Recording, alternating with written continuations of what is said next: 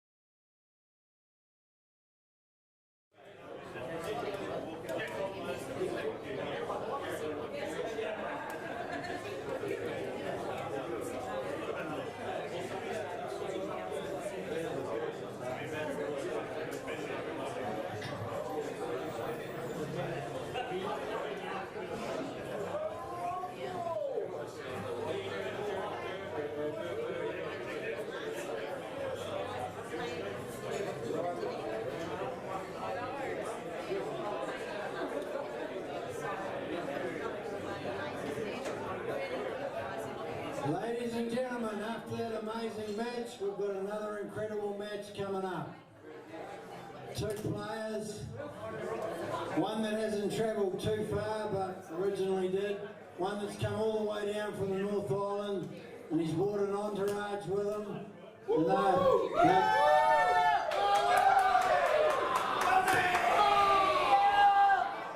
I didn't think it was that many. He's kicking up a storm. Originally from Porirua, spent 10 years down here in Canterbury, currently in Palmerston North. Let's give it up for Brent Well.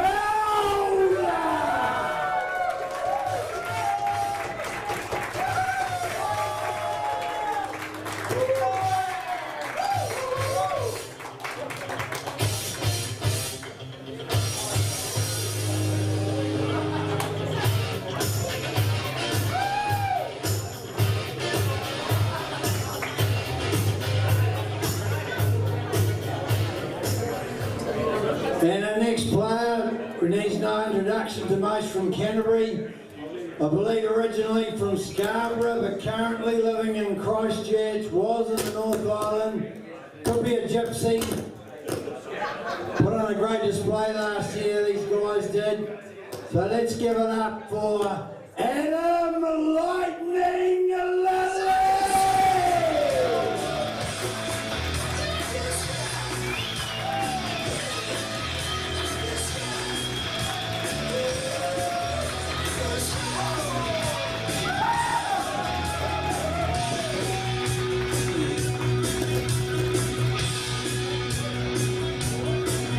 So best of luck, guys. We're actually into it. Good luck.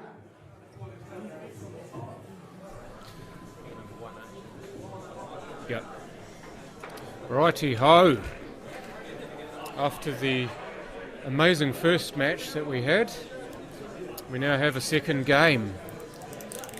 Adam Lilley versus Brent Wells. It is a lag to break. The closest to the bottom rail gets the break. And Adam Lilley wins that, so he will tee it off first up here in the second match of the Great Southern Knockout 2. This is coming live to you from the Racecourse Hotel and Motor Lodge in Sockburn, Christchurch, New Zealand. For those of you who have tuned in from outside New Zealand, a massive thank you, and for those of you who have tuned in from inside New Zealand, also a big thank you, each and every one of you, much appreciated for joining us at this time. For those of you who are not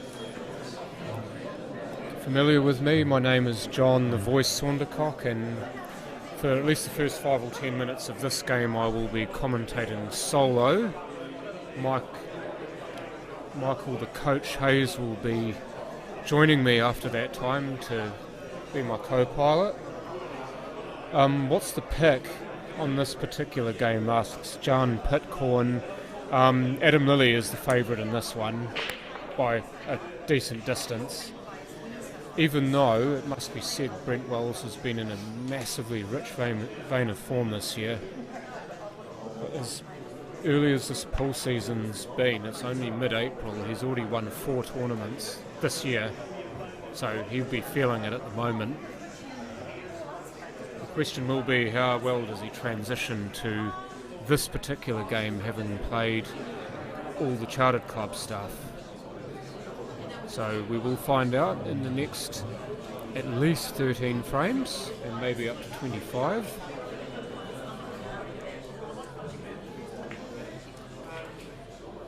And Adam finding out very quickly how tight those jaws are in the corner pockets. So as it is, it's still an open table, so Brent can take the red that he's left over the bag.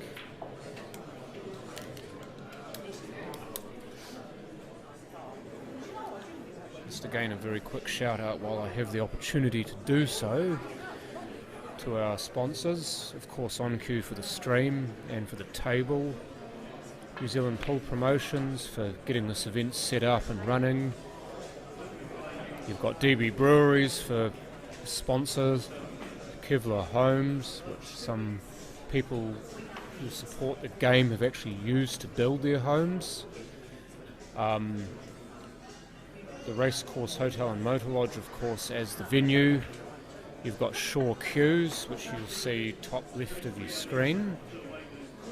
Anytime Fitness Rangiora, that's Paul Blackler, that's my uncle, so if you want to get yourself to a healthier place, go see him.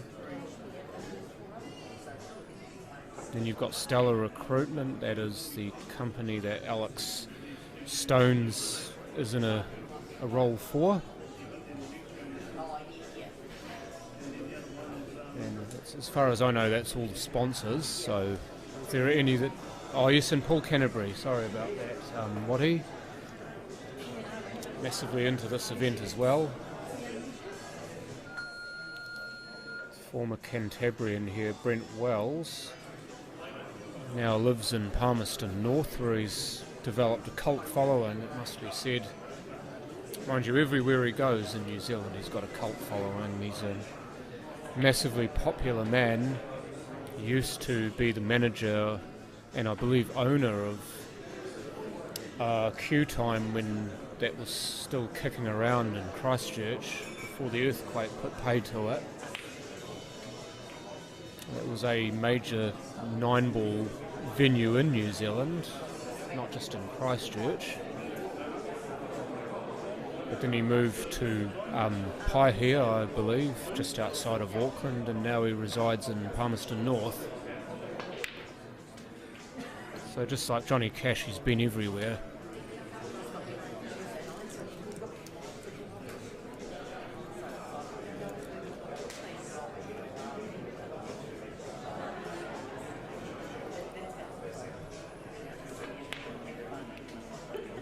Oh, beautiful control here from Adam. You're seeing it early, picking up the speed of the table soon on. It's so important that you do that. It's problem that our previous players had. Adam Shaw and Neil Wally both took a few frames to really get the speed of the table and the cloth and the rails down. Adam was, I think, first on that boat, partially due to the score being the way it was. He led 5-1 at one point before Neil clawed it back, but Adam already looks like he's fairly close to getting it sorted. Both of these players did have an opportunity to practice on this table before the game started, so that would have been of a massive help, and say that, and he's just missed that relatively simple pot to the middle pocket. But also, if they wanted to, they could have come down last night and had a hit on the table. I don't know how many of the players here actually availed themselves of that, but they would have.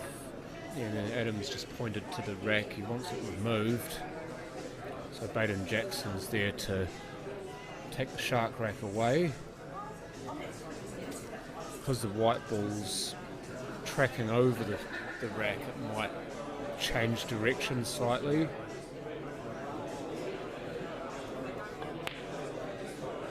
Oh, look at that for a pot. How about that? Evertson. Yeah, that's actually a good point, Stefan, or Stephen, whichever way you choose to pronounce that. And it is an easy thing to do with a fast table with slit cloth. That's ended up nowhere near where he's wanted it to. He was wanting another rail, and for the white ball to be somewhere near the middle of the table. So he hasn't used his extension here, and by the looks of it, he's not going to. Find out here what he's looking for. Doesn't want the in off, and as far as the white ball position goes for a safety, that's not too bad. Brent Wells now has got to make his mind up here. I think there's only one thing in his wheelhouse here. He's going to have a go at this.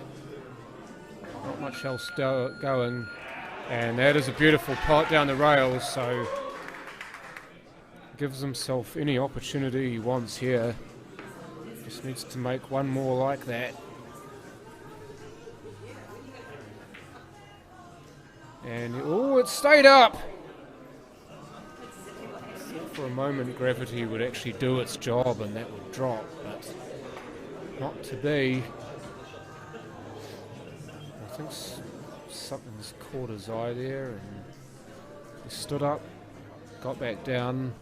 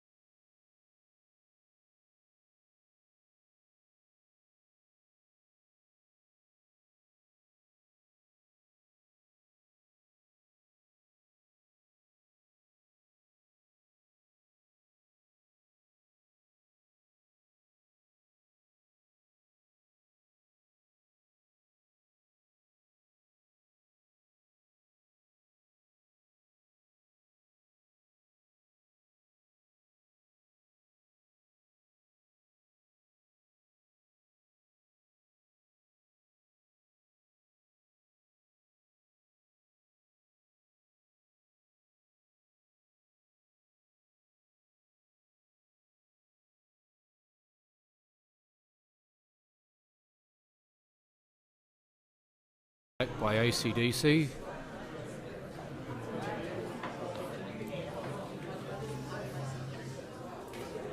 Sort of ties in well with Thunderstruck by the same band as Adam's entrance song.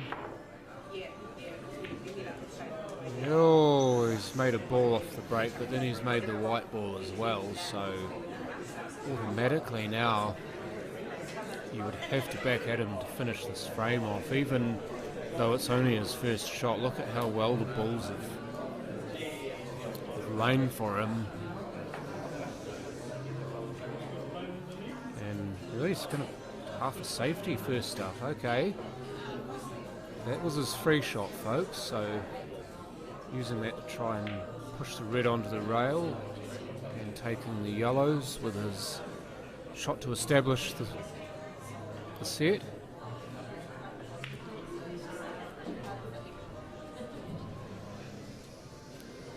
Back to the normal camel, that's a cigarette. Normal camera view. Not happy with the rack again. That's the problem with the shark rack. It's a lovely innovation to the game, but sometimes it is a problem when it is sitting there and it's could interfere with a shot. It requires a steady pair of hands to extricate it. Gets a little bump on the red to take it away from the black. James Hayes, yes he is here. Neil Lowe.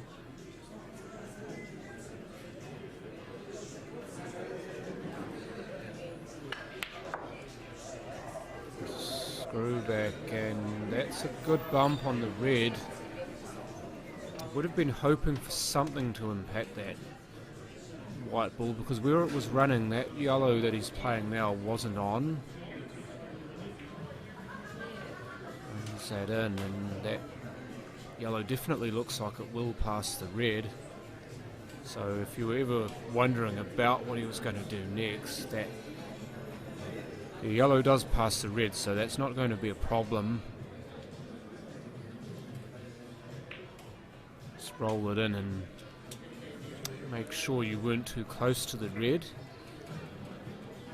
And he's straight enough on this, he doesn't need to do anything much with it, just needs to roll it in.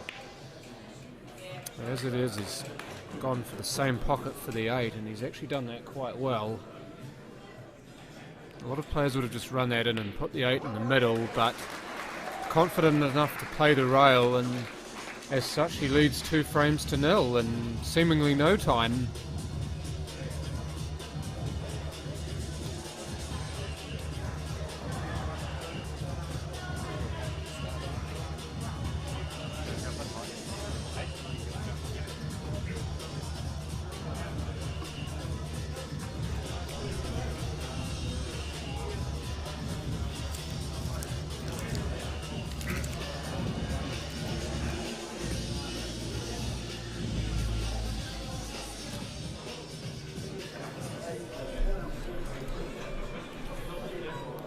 So for the first time today and for many a frame, I welcome Michael Hayes to the booth.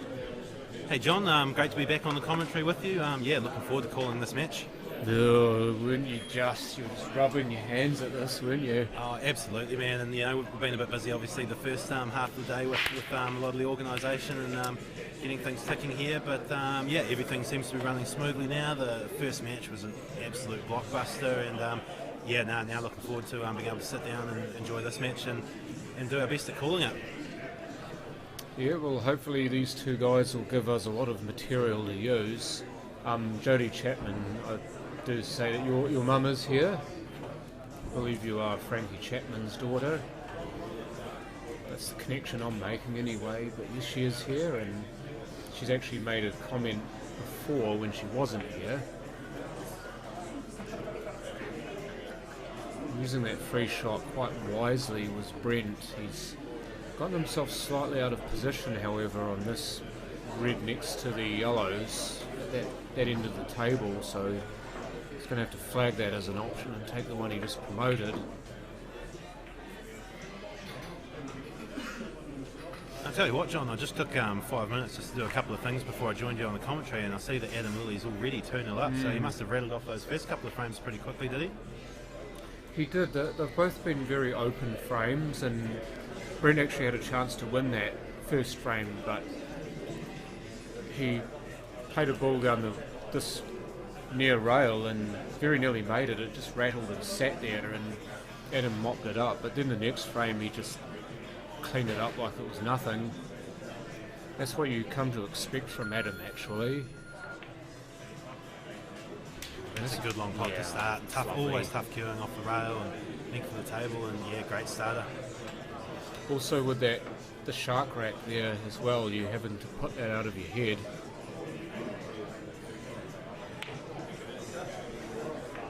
Whoops. I think he wanted to catch the rail closer to the ball and maybe borrow that ball in behind the red rather than pot it. Yeah, I think you're right, but unfortunately he's just misjudged that one. And I was looking at the spread of balls here, John, and you know, it sounds like the first couple of frames are quite open, but a few balls tied up in the middle of the table and a couple on the left for Brent, so might not be one visit stuff in this frame. It's going to be interesting to see how the guys go about developing it. Uh-oh. No, he's alright. That's wound up ugly for him. He's actually gone the ultra-aggressive approach and got the balls out with his free shot. But he's ended up not in a very nice place here. It's always the risk when you play a shot like that you end up ugly. Can he just see enough to cut this one to the corner? Looks that way, yeah. No great problems. Shot. It's sort of opened the chance back up here. So got that one red on the far side of the table as we're looking at near the middle. It could be a little bit problematic. Get onto it now, I reckon. Take the rail, get onto it. Look at that white, just keep running. This table's so quick, and it's always the that'll challenge. do. It's a nice kick, but it's always the challenge for these guys at the start of the match. It's just to try and get the feel for this table as quickly as possible, because as we've touched on before, it's the pace is very different to what the guys are used to playing on. There's a wee bit of buck each way, that, wasn't it?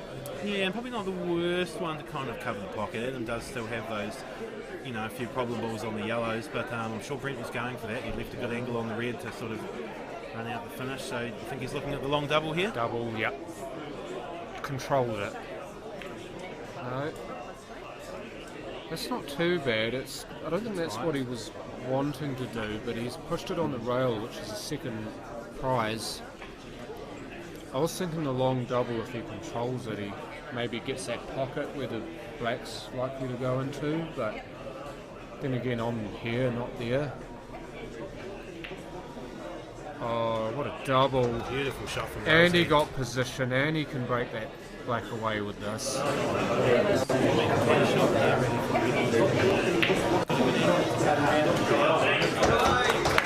Let's just controlling the white here. Oh no, is he probably just going to go for that one to the middle? Make it simple. What do we think he's doing with the 8 ball here? He possibly wanted a bit In the more angle corner. on this. I reckon it's in the corner. It's more on than it looks. Remembering the small white ball makes that shot easier. So you think that actually cuts to the corner past that yellow, does it? to No, find I'm out. looking at the bottom right corner. Yes, same. So yes, yeah. So obviously, And he yes, can- I would say that's on, but he doesn't seem to be doesn't seem to have that as an issue at all, really. No. Well, just the way he went about it. I know he's missed it, but the way he went about it, maybe he was looking at the double the whole time. I think actually it was probably the shot before when he got position on that last red. I think he was probably hoping to have a little bit of angle to pop the red to the middle and just travel the white into the yellow to nudge the yellow out the way and leave the black on. But yeah, unfortunately just didn't quite get the angle right, and it's given an opportunity back to Adam. So looking to cut this one inside the black here, I imagine. Oh yeah. The big pocket, nicely Oh played. yes. Nothing wrong with those. Even if you don't quite get it, there's every chance it'll just sit over the hole and make a menace out of itself. And remember that he's got time here. He can play for a safety if he doesn't like the look of something. At the moment they're all on though, so you'd expect him to try and mop these up.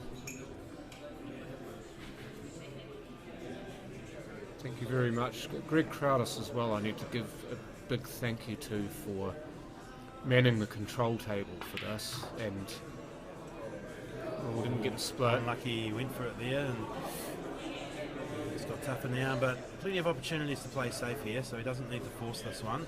Just a good controlled safety, and I'm thinking he'll be looking to stun on this one on the right hand side and sit the white on the back of that yellow, opening them up. Kill the white ball on the yellow, eh? Just got to watch that you don't get into it too much though. Again, with this cloth being so slick, it's very easy to get a little bit too much into it and pull that white back too far. Also to ensure that you make a rail. Exactly right, there you yeah. go.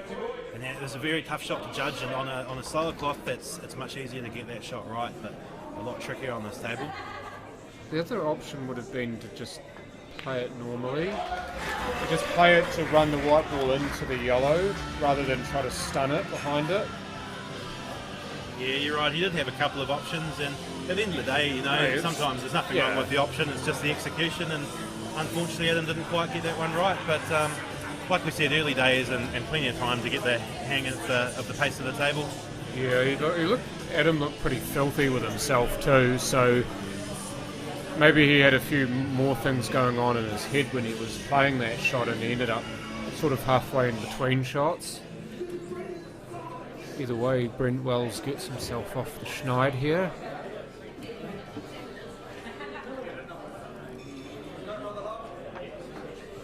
Hello fans, as a clear fan of Brent Wells, thank you for being with us. Must be said as well for all of you who are watching, as that break is successful from Brent. If you have questions, if you have comments, anything you wish to add, please do make a comment and we can answer any questions that you have to the best of our ability. So fire them in, folks. We're not shy. Just want to get in quickly off the back of you giving Greg a shout out there, John, because obviously being involved in organising this, it's a huge job, and there is a lot of people who have helped us out to make this event a reality, and a lot of people putting in a lot of time for nothing. So yeah, just a big thank you to everybody who's been a part of this and supported it and helped it happen. It's it's a team job, and yeah, we couldn't do it without you guys, so thank you very much.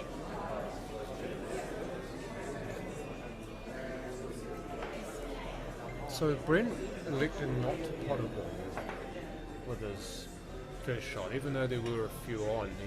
Obviously it was quite an ugly table from where he was, so decided discretion was the better part of valour and just dropped safety in. Yeah, a lot of people are actually picking an Adam Lilley versus Des Wilcox final. I know that's what Stevie D was looking at. Steve Denton, when he was interviewed by Alex Stones on Tuesday this week, he was predicting it would be a Des Wilcox versus Adam Lilley final.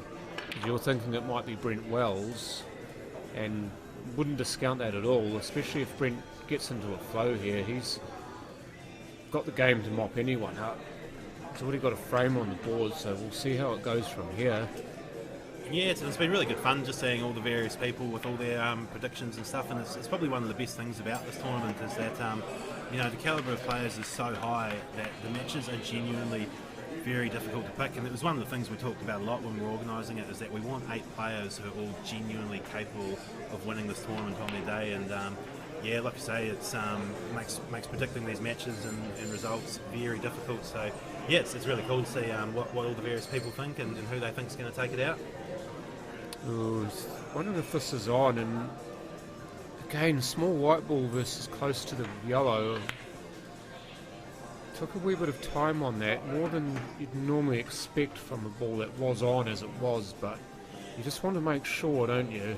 He's played it nicely. So this frame here, now the balls are all on, it really just boils down to the black, and I wonder if he might almost look to nudge into the red and black here, just to make that black on. Just like that. Yeah, and unfortunately, yeah, a little bit too fast and doesn't go to the corner past this yellow, but the black is still a lot more in the open now, so he's at least given himself a sniff. Baden again being recruited to move the shark rack. Already getting some table action early. Oh, it's great. Not even his game yet. It's great that we've got some of the players who, they really support this event and are happy to help us out with the various bits and pieces. So oh, shot. Really appreciate it. You beauty, now it is on. He's controlled that quite magnificently. I reckon he's been playing some snooker as well, because that's a snooker type shot.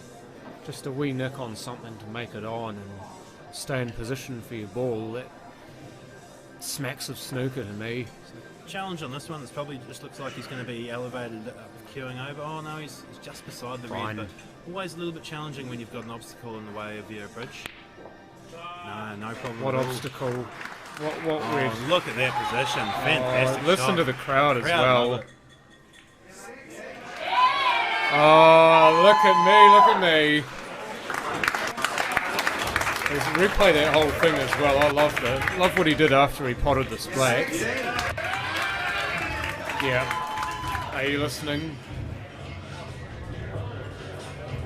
Bad boy for life.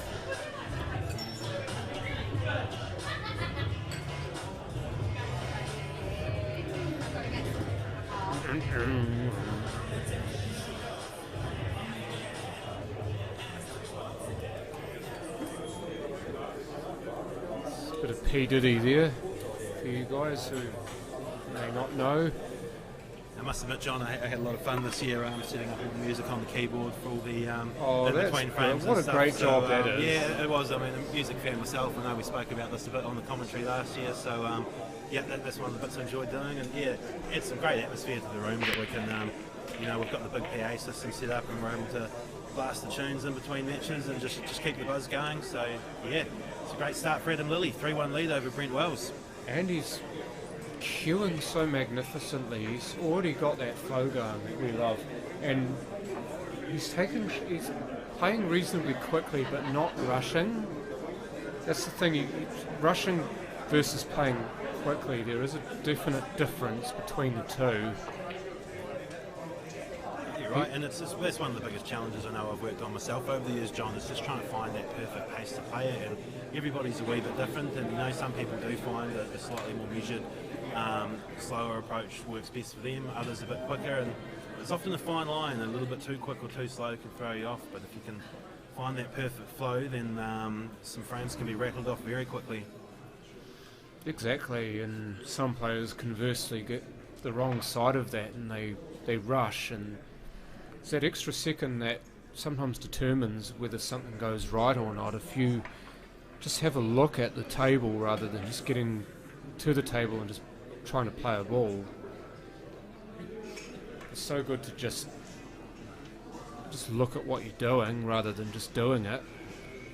As I said, we've got Nessa Proctor on the chat commenting that Simon will win this comp, and not a bad pick. I mean, Simon is the defending champion from last year, and his track record in big events in the last few years speaks for itself. So that's impressive. Not a bad pick. Good started from Wellesley, did well to keep the white on the table. I see that chalk that he's using, that's that ultra fine chalk. I just noticed it now as he was moving it. You know much about the chalk? I know it's a quite a technical question, but then again, you are a Q Sports coach. It's an interesting one. I mean, there is quite a few different chalks out there on the market these days, and yeah, like the consistency of the chalk does vary a bit. I've tried a similar one to the one Brent's using. I'm not sure if it's the exact same one, and for myself, I personally don't quite like those finer ones. I sometimes find they don't hold to the tip quite as well, and often if you've got a harder tip, it does mean quite a bit of chalking, and Spit on the table too. It ends up on the table, and you have to brush it off. But hey, at the end of the day, everybody's got their own preferences, and if that's what works for Wellesley, then that's exactly what he should be using. Chance here to get. Looks, he's going to ask for the rack to be removed again, but if he can avoid these reds, then that yellow near the spot definitely goes into that same middle pocket he's looking at for this first yellow. So it does look like he should have a natural angle to run sort of round between the reds and hopefully leave himself an angle to pop the next yellow back to that same middle pocket. See how he gets on with it. We've called it, now it's on Brent to do it. No pressure, Brent. Well, it's one thing to actually say something about it, and it's a second thing entirely to do it. Oh, beautifully played. Oh, yes. And yes, it's the beauty of pool. We all know it's incredibly easy from the sideline. We can see exactly what to do, and when we're on the sideline, we're never going to miss anything. But when you're in the heat of the arena with all the pressure and... Oh, just as you said that. So funny you just say that and he misses. It's almost as if it was destined to happen. A bit of the commentator's curse there, it often creeps in, but no, it's something we saw a few shots in the first match as well, and especially when the shot clock pressure starts coming into it. And it's something that, some of the guys at home might not appreciate, having not tried it out, but as soon as you start hearing that beeping in the background, or you can even just, the players in the arena, they can see the shot clock out the corner of their eye, they can see the bar getting down, and it adds that extra little bit of pressure that you wouldn't normally have to deal with. So definitely a challenge for these guys. I think for Adam Lilley it's less of a challenge for him than anyone, maybe barring Simon Singleton, because the pace at which he plays the shot clock never becomes an issue unless he gets himself in trouble, in which case, you take those extra 5-10 seconds, but in general play, the pace at which he plays, you would never expect him to ever run into shot clock problems.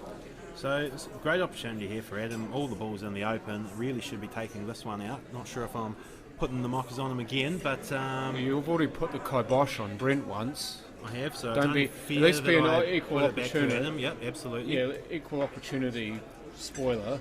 But I imagine here he'll just want to stun across ever so slightly. What's it clean, does he? I think the best shot is probably just to finish slightly high on the red to the right, just so that you can basically cut it into that bottom corner, run off the bottom rail, and just track back up towards the table to have a shot on the black. So we'll see which way he goes about this, but yeah, I think just a very, very gentle stun on this, just to stun slightly past the centre of the table. So Adam's asked for the red to be cleaned here. I think, careful Baden, I think the reason why that is there must have been a chalk spot near where the cue ball's going to contact it, and when that happens, if the cue ball does hit the chalk spot, then that sometimes will cause a kick because the surface of the ball will be imperfect from the chalk mark being on it. If that underplayed that slightly, so if that makes any sense. The shot before that was probably the one that he got slightly wrong on, John. It's just that pace of the table again. Like I said, he probably just wanted a gentle stun just beyond the centre of the table, but it just kept drifting left and straight. But has he got this one? Doesn't matter. No, it doesn't, does it? Especially when you're still hitting them that well, it won't. Here's a swirl, straight G's here. No one's more G than you, John. I'm the OG. Straight thuggin'.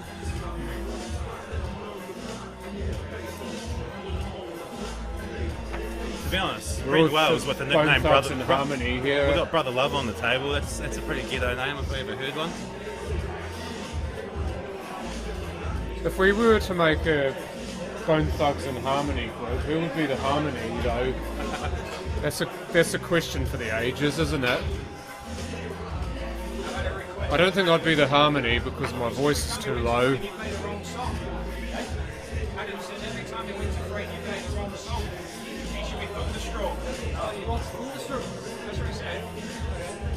Honestly. But I did say to him, I said, it's too late now, you might not win another four, so just get on with it. 13-4. Yeah, he wants thunderstruck. For every frame he wins. Oh yeah. By live, yeah. That's what we'll play if he loses, right? We're just talking about the music again, and apparently Adam wanted Thunderstruck to be played after every frame he wins. It's a bit selfish, isn't it, John? What about the crowd? Don't they want to hear a bit of variety? Exactly. No. What are you thinking about yourself for? Unfortunately for Adam, I'm the one sitting here with the hand on the keyboard for the music, and I'm even more selfish than Adam, and I'll be playing the songs I want to play. So, we'll So have a bit of a mix. if a the lot rest fun. of you, John, like if there can't be some perks for setting this thing up, You don't want to know about it. Exactly.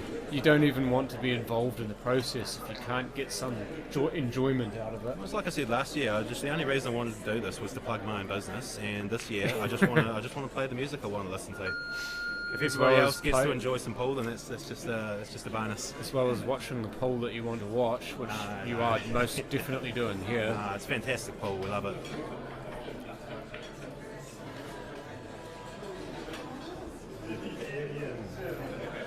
Looks like Brent is still searching for the pace of the table a little bit. He's not quite getting as precise position as he'd like, and a great chance there, and it's getting a little bit trickier. Oh, nicely played though. Beautiful little Use tick off that yellow. Use that yellow magnificently for Bit position. of check side just so that it would straighten up off the rail. Got himself back into position nicely. So yeah, you can see already. You can see the key shot is going to be getting from the red to the black, and it's often what these top guys are looking for when they've got the balls on for the finish. Is they're trying to work out what's going to be the ball they're going to play before the black, so they can get good position and then work the rest of the clearance around that. They're almost working it backwards, aren't they? They're going Oh, from the absolutely. black back to their first ball, and how to link that up from there. Yeah, and that's definitely one of the biggest differences between your sort of amateur Get away from there. Get away from there. Pace on that table, outrageous. I literally, Sad. thought when he first hit that, I thought he'd played that at pretty good weight, and it just kept running and running and running. And yeah, just another example where the pace of this table is very tricky for the players. It really is a lot faster than the 7-foot tables we usually play on. So big challenge to adapt fast. Has to just miss this yellow near that pocket to contact the black, which he has done. And he's judged that well, because doubling off these rails is very difficult as well. They slide a bit wider when you play them slow, and straighten a bit more when you play it harder. A bit more like a 9-foot table. So well judged by Brent to get out of that, but he'll be disappointed he didn't capitalise on that chance, and he's handed the initiative back to Adam, who just seems to be, getting his tail up and getting some momentum early. Well, Adam's got almost total confidence in his game at the moment, it would seem to me, and he's got the pace of the table down quicker than Brent has. Maybe not 100%, but he's closer to it. So he's, on the back of that, got the confidence to play the shot knowing that A, he's going to pot it, and B, he's going to get that position that he wants. And you see all these finishes that he's done, his position has been very good for the most part. There's just these little flicks and traces of side that he uses is one way that you know that he's playing with confidence. There's one thing that even he said on commentary once when he was doing it with me is that a person's cueing well when they're putting that little trace of side on a lot of shots where otherwise they just play it plain ball. Adam's doing that himself, and there's a shot for the TV cameras.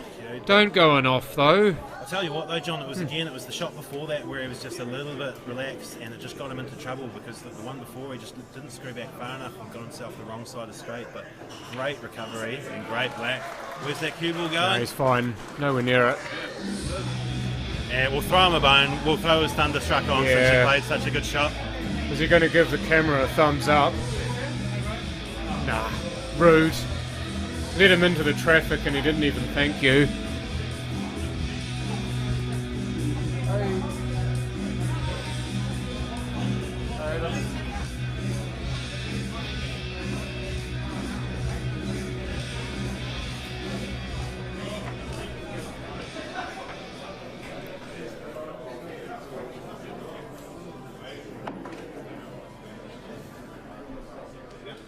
So Mike will be back very shortly. But for the moment it's just me on the comms. And dirty kiss off the red, so in off the break, and Brent Wells is 5-1 down. It's obvious to say that when you can see it right in front of your face, but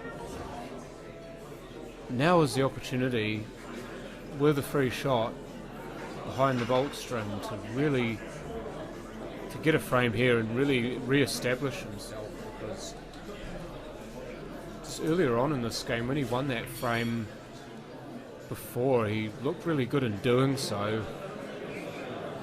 I'm not quite sure what he was trying to do there. It looked like he was wanting to push the yellow onto the rail perhaps, and he overcued it, but we will find out if that comes back to bite him.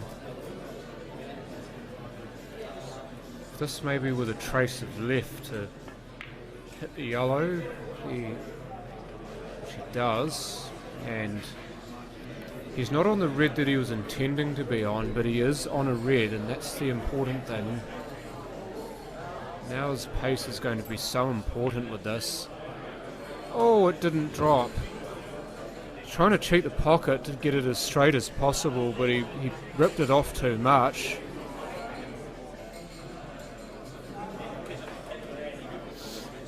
So Adam now looks like it's to play a double perhaps.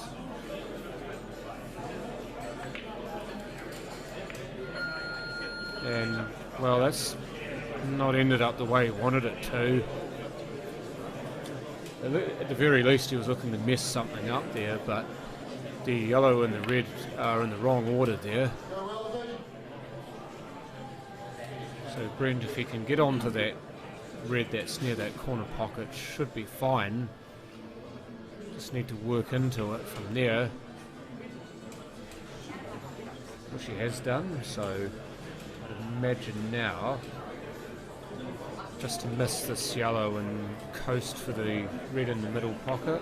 He just wants to get straight on it as possible, because as soon as you get a bit wide you start getting further away from the next red, but he's done well, so probably just wants to run through. I imagine, I guess you can go two ways. You just definitely don't want to end up straight on this next red. You want to either live yourself close to the rail with a bit of angle to stun back out to the centre, or leave yourself a bit short so that you can stun into the rail and back out.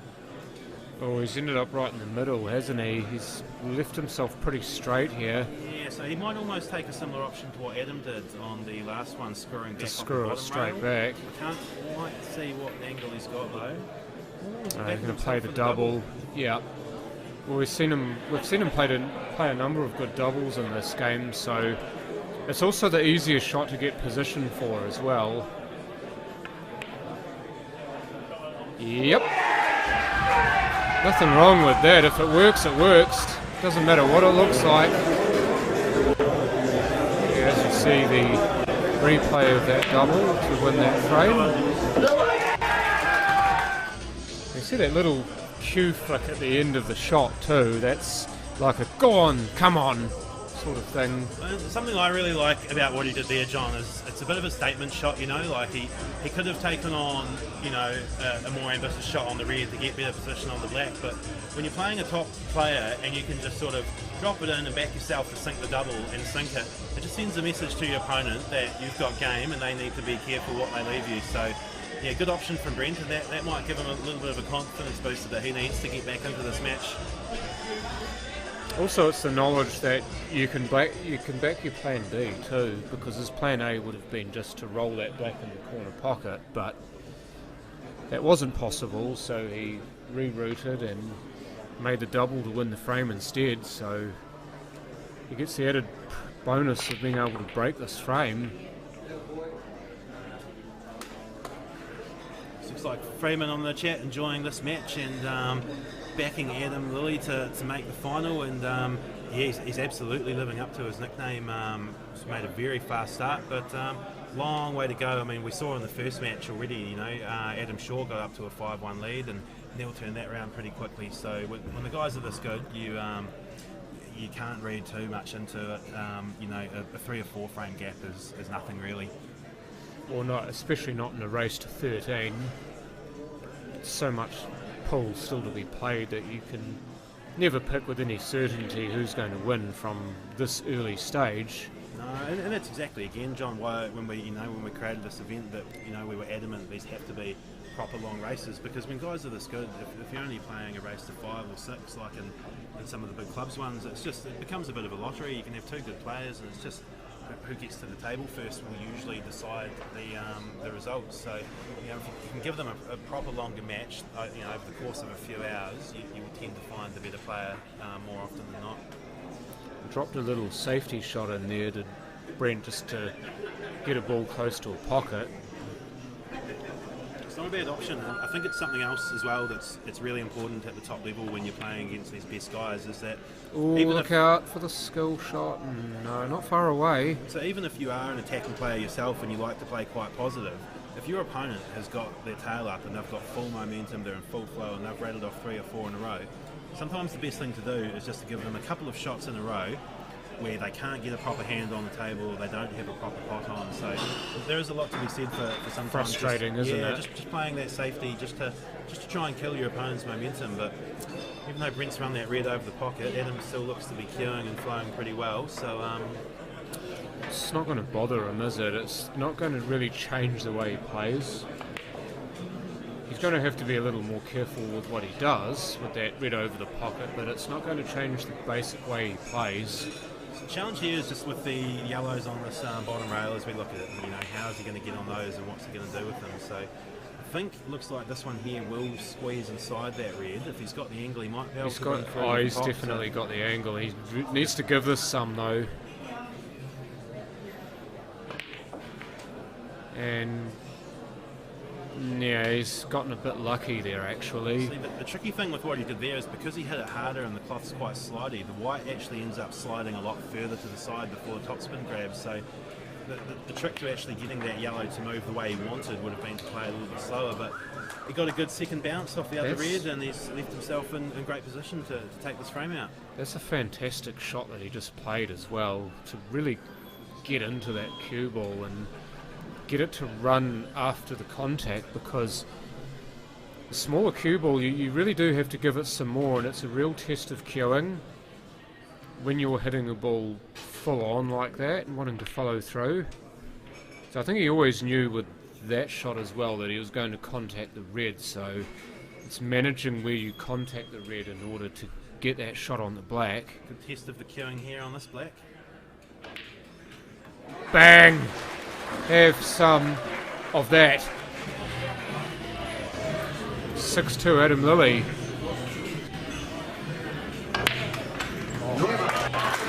Looked even more impressive on that angle, didn't it?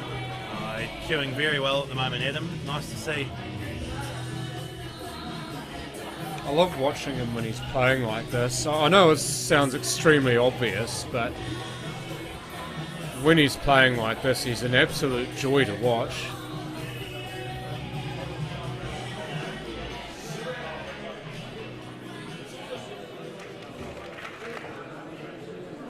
This one part of his game that he needs to work on is his racking, it would seem. It's just having a bit of a meal with the shark rack here. I would have thought giving the guys the template would make it as easy as possible to rack, but no, you got it this time? No, he's all good. Simon was giving Neil Wally some stick for not getting the rack right in his match. Simon needs to be careful because what comes around goes around. It's always the risk, eh? It's very easy on the commentary to bag the guys, and then suddenly it's your turn to get out there and do it. It's worse when you have to play later on and Neil Wally's probably watching your game and just ready to stick the knife in you when you mess it up. Oh, we know what it's like. I know, John, we were commentating together on that the Kiwi Pinot Cup at the Paul Canterbury room on the 9-foot tables recently, and I was definitely a bit guilty perhaps of being a little bit critical of some of the boys I'm playing with against up there on the mic, and then I had to jump up there last after all that chat and play, and it was definitely in the back of my mind I better get up there and do a half decent job since I've been talking all about it. Yeah, you were giving it all that. Oh, absolutely hopeless. What are they doing? And oh, come on. Then you go and play, and I think it was the first one you messed it up, and then got it right the next time.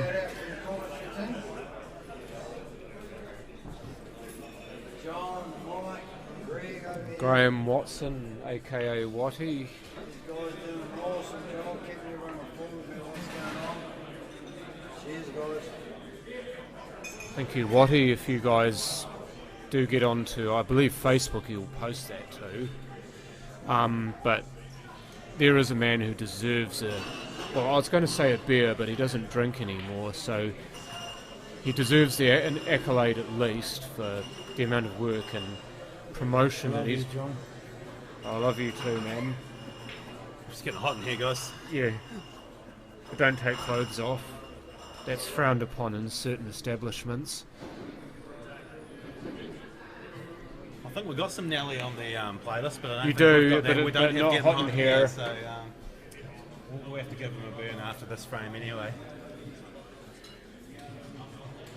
Adam Lilley, while we're talking rubbish, is potting a whole bunch of balls, and he's only 2 away from another frame. Really great to watch at the moment. He's just in full flow and making it look very easy. Two rails. See, he's got the pace of the table much more down pat. Brent overrun that one a little bit, but shouldn't be any problems there. He's going to screw into the rail too. Yep. Wasn't bothered with just playing it normally. He's made a real art form of screwing back into a rail when you've got a shot to the angle, and it just makes it look so easy. He's now 7-2 up.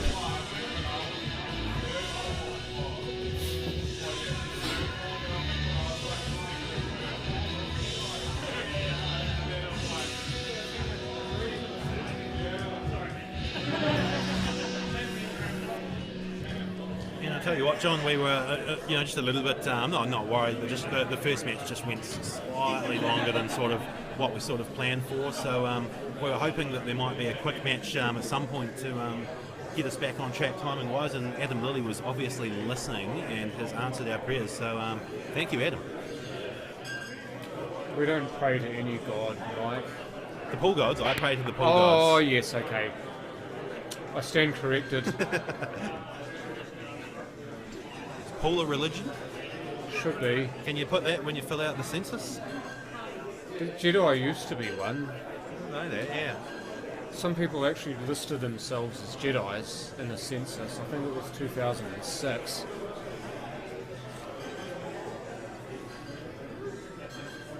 Yeah, I think religion is best left to, well, not here anyway. It's a sore point for me, so I'm just going to leave it at that. So I'll tell you what, guys, this match has barely been going 30 or 40 minutes, and Adam already on 7, so absolutely racing along, making Adam Shaw and Neil Wally look like absolute snails at the moment. Might be coincidence that Adam Shaw just sat down behind me. Did you see the rack move? Did you see the shark rack move on that shot? That was cruel, and that I reckon that might have buggered that pot up. Oh, absolutely, but that's, the guys have got the option at any point of getting the shark rack removed, and you always take that chance when you try and play shots over it. And yep, a lot of the time it's fine, but it only needs to be that 1 in 10 to cost you a key shot. You were talking about shot. You were talking about gangsters before, but the way that he's had that nickname spelt is about as gangster as it comes. Oh, that was exactly what I said. I thought Brent had the most gangster name in the field. I don't think we do prizes or awards for that, but if we did, he would probably take it out.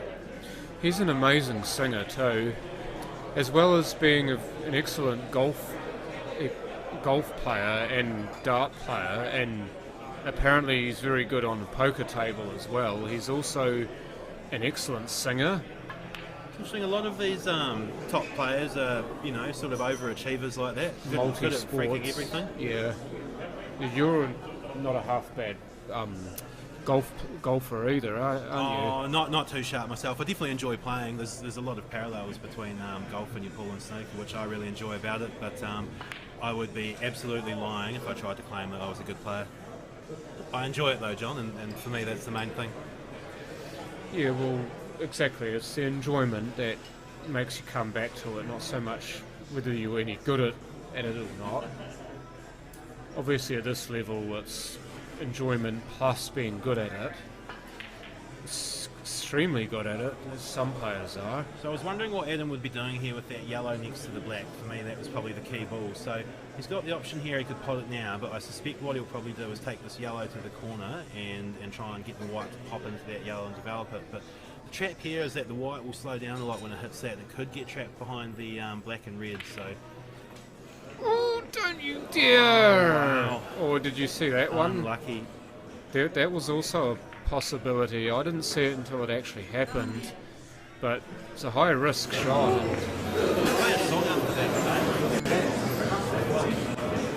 not sure if we put anything anticlimactic on there.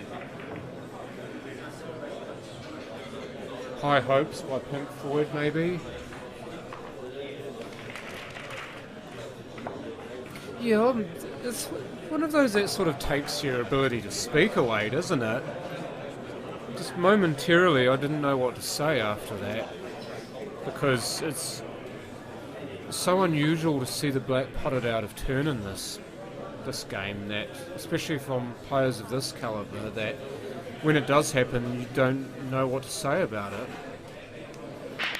Anyway. So it's interesting. So again, just coming back to that last shot that Adam played. And Funny. Look what he potted off the break. Now they're going to have to re-rack it. Outrageous. But yeah, I just want to come back to that last shot. And so that split that Adam played that went wrong, it's the sort of shot that with a big white is a lot easier, because the big white doesn't lose the same momentum when it cannons into the other balls in the split. So with a big cue ball, he would have been able to play it with a lot more control without the same risk of the white ball sort of getting trapped. But it's always the hardest part of developing balls with the small cue ball, is that it can very easily sort of die on contact and get hidden. So it kind of forces you to play them with a bit more energy, and obviously that just, gives runs the risk of something going wrong. And unfortunately, it was a very unlucky break for Adam. This time, no, it's run dry. Nice So hit, but no dice. Nice open spread. That's what happened to, I think it was Adam Shaw in the first match. He potted the black off the break, so necessitated a re-rack, and on the second break he didn't pot a ball. So that's exactly what's happened to Adam Lilley here, and now Brent Wells has the opportunity to make a statement here after fortuitously winning that last frame.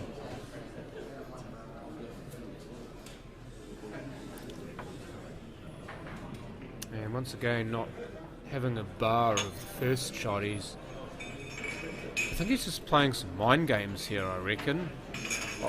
It's just a calculated mind game, this. I think he's just very wary as well of handing Adam good opportunities. He's seen that when Adam gets a sniff, he's clearing them in one visit every time. So I think Brent's just at the moment, he just really doesn't want to give Adam a nice open opportunity. And like we said before, it's just forcing Adam to play a couple of shots where there's not a pot on.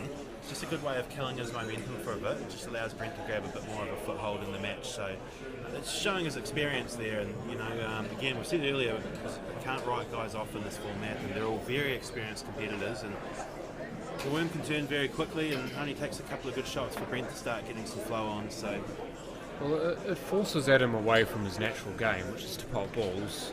Yeah, exactly. And when you're playing a lot of shots in a row where you're not potting the ball, sometimes it can throw you off slightly when you get a shot when you need to pot a ball.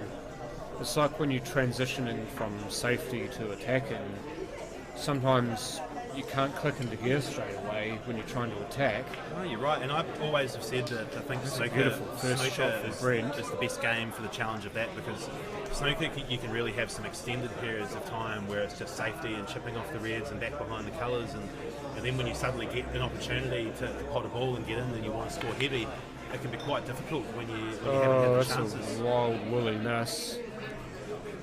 So that's perhaps just a sign that perhaps the pressure and the scoreline is starting to get to Brent a wee bit, because it's not a pot he should be missing in a million years, but he's missed it by a wee bit. So just got a wee bit of soul searching to do just to try and regather his composure. And that's fantastic. Yeah, top shot. Not from just Adam. for getting the split, but to moving the red somewhere else where it's easily potable. There's so many players I play that not thinking about where the red goes, and Adam clearly knows what he wanted to do on that and played it beautifully. Still plenty of work to do. I think that red next to the yellow by the middle is on. I think it might just be on, is it? I reckon it is on. So then that just leaves the two reds that are tight together just near the black spot. I think the combo or the plant to the corner might be on for those as well. So Yeah. even though it does look a bit tricky here, he might still just have some shots on those difficult balls. Well, I also think Again, just that another- helps. That really helps. He was trying to because- set for the combo, and he's just overrun it slightly. And again, the pace of the table, just getting away from the guys when they're I stunning think it like that. this is on. This is on past the yellow, in which case it's a beautiful shot.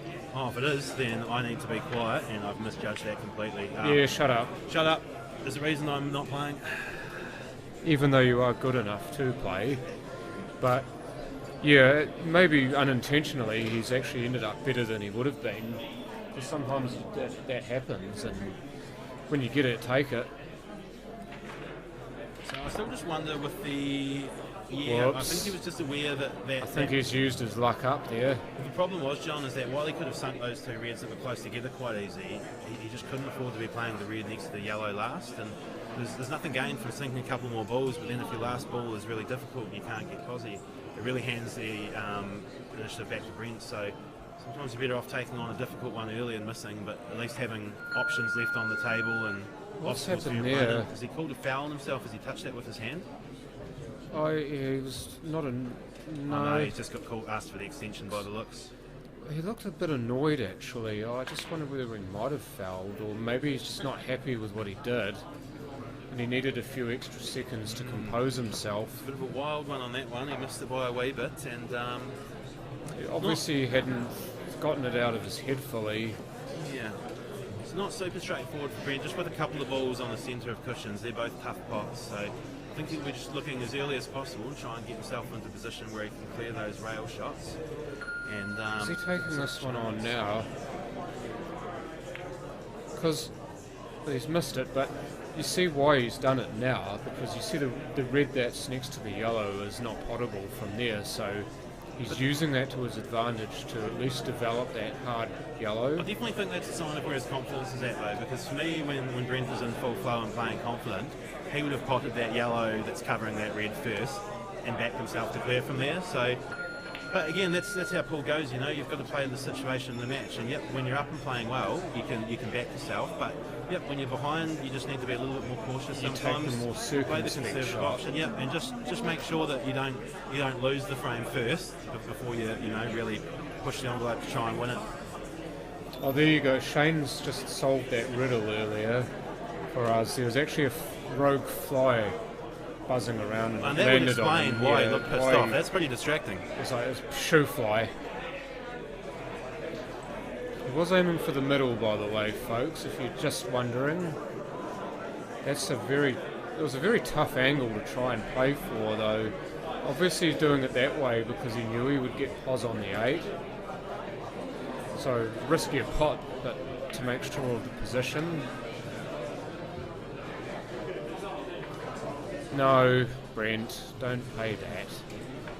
Yeah, I was wondering what he was looking at there. He's got the Yeah, perfect angle to get out his problem exactly. ball. But thankfully, he's seen it to our way.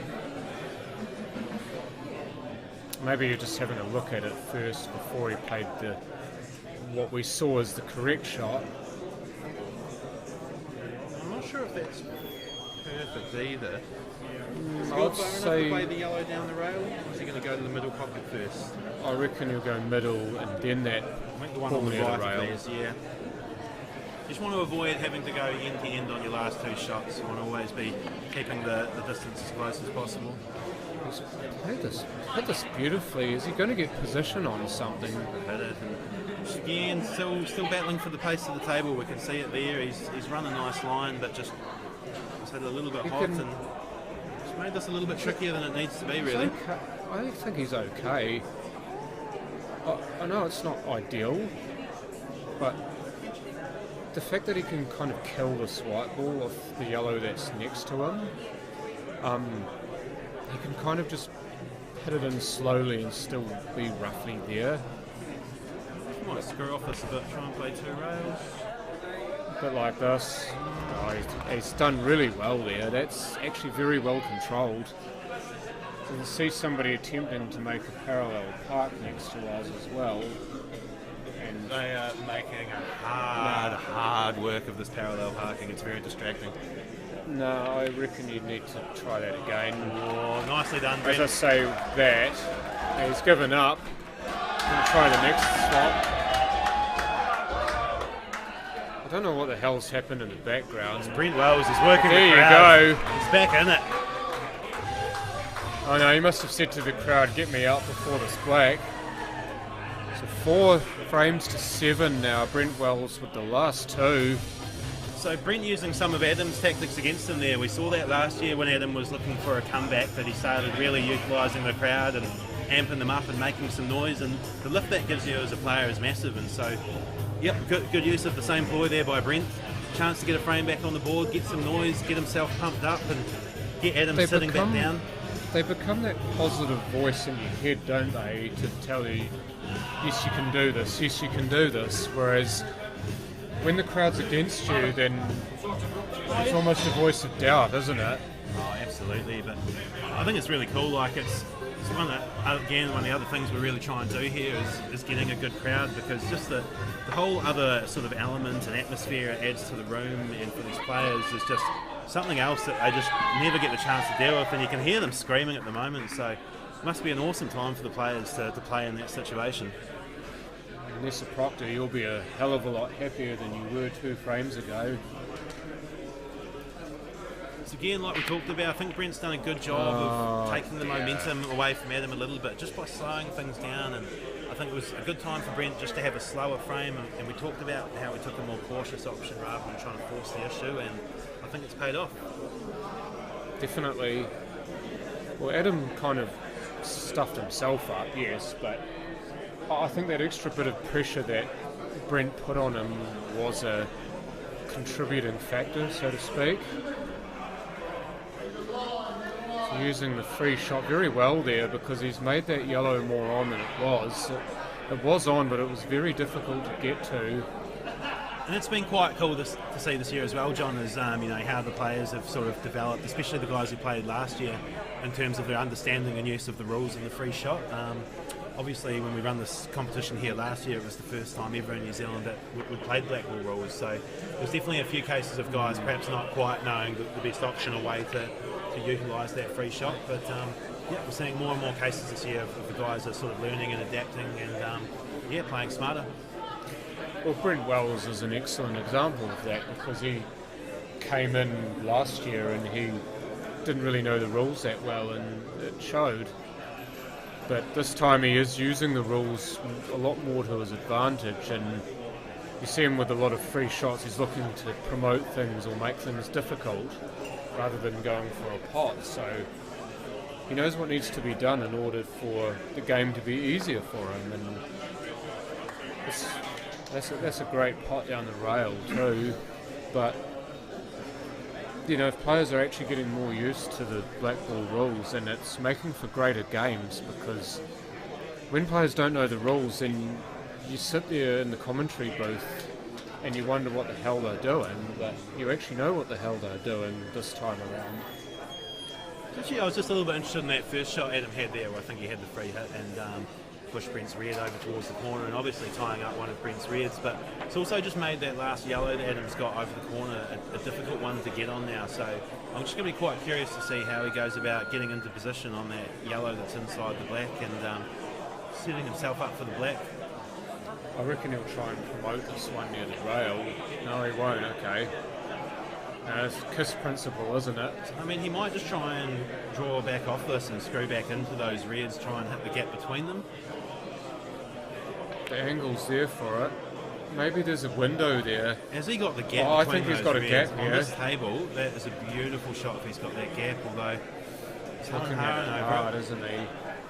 I think the red's just covering it. I think he might just hit the black. He's eyeing it up suspiciously, like... Rail first. Yeah, He'll slide a lot more off these rails if he can play it really slow with a lot of side, really drag it. Oh, no just contact. missed it. No foul snooker in these rules, but you do get a free shot. So Brent's got the opportunity. He could pot that yellow if he wants. He could.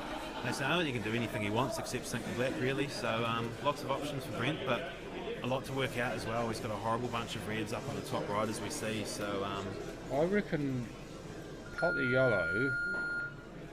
I reckon you pop the yellow and then.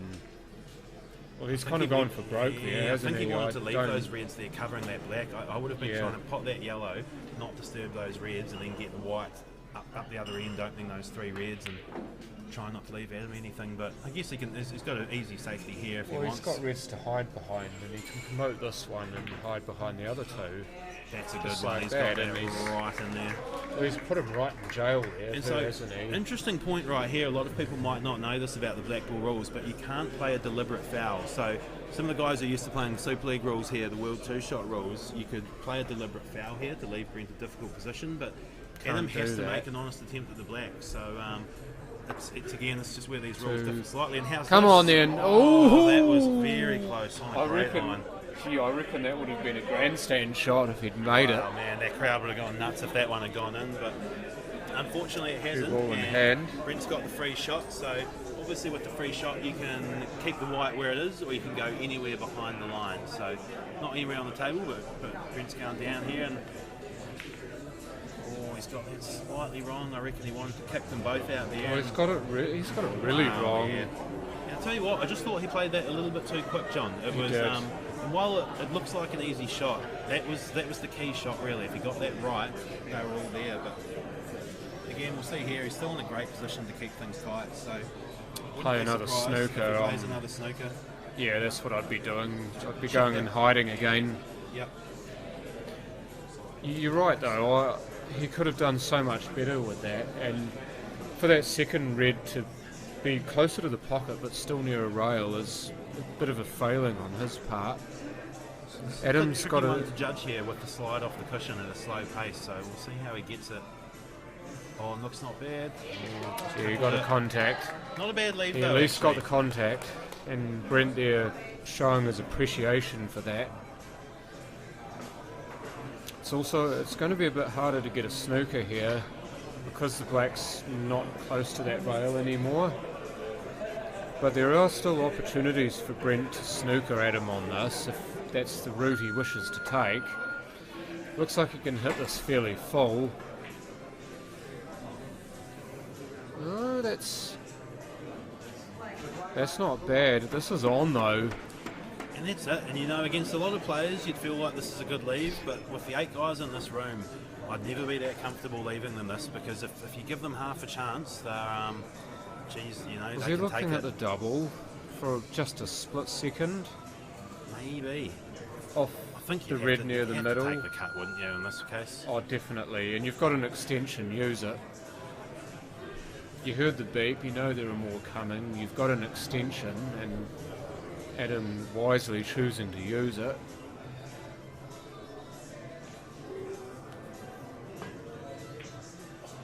Oh, he come Overcut up it. and overcut it, but You great reckon chance that, for Brent now. You reckon him leaving that on the rails still maybe that may Makes it help a him? little bit trickier, but to be honest, in that position, I mean, with where the red balls are, Brent, you shouldn't have any problems sinking that black. So the only tricky thing here is actually just that red that's just above the other one near the corner. He obviously has to clear that corner before he gets onto the other one, and just the balls aren't quite in the best pattern for that. That was a wee bit casual. Yeah, and it's a bit similar to that safety one he got wrong just before. Just took go us a on. while to work it out. It was just a little bit. Come on quick now. playing it. Oh, I love this. I love what he's doing here. How is it? This time, no, but he Maybe definitely chance. gave it a ride. Yeah, we're disappointed. He would have backed himself to maybe, if not pot it, at least get it inside that red. So he'd be a bit disappointed he's left that open there. And obviously, it's always tough coming off the rail first, but these guys are pretty sharp, and he would have backed himself to cover that pocket. So again, That's it's why all I about love that. the shot so much. All about that because red on the left, isn't it? Here, just needs to get himself on that. It was a positive shot, wasn't it? I think he's under hit this. A little bit, but should still be there. Just got to watch. the No, light he's doesn't fine. run away too Actually, much. that angle's actually helped me looking at it there. It's better than it looked from the other camera.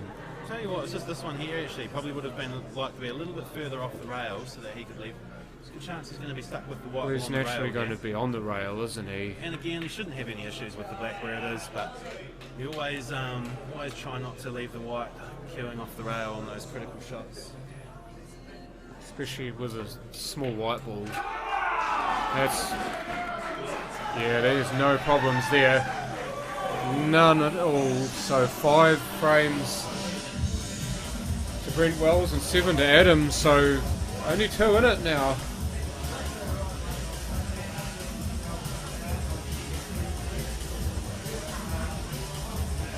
Bit of drum and bass now. Yeah, we're hitting the full spectrum here, John.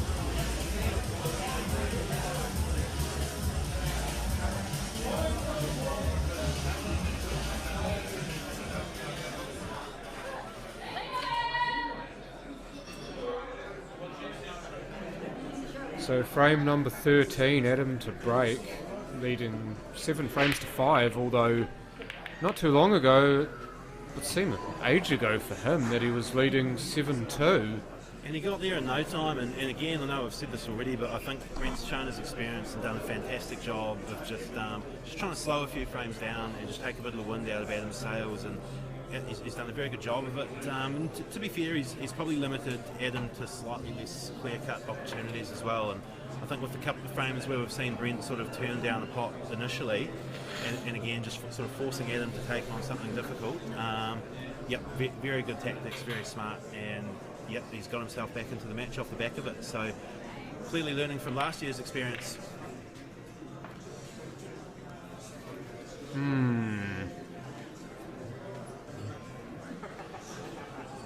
What are you doing, Adam? I'm just wondering what you're doing here. That he potted a yellow, played a red, potted a yellow.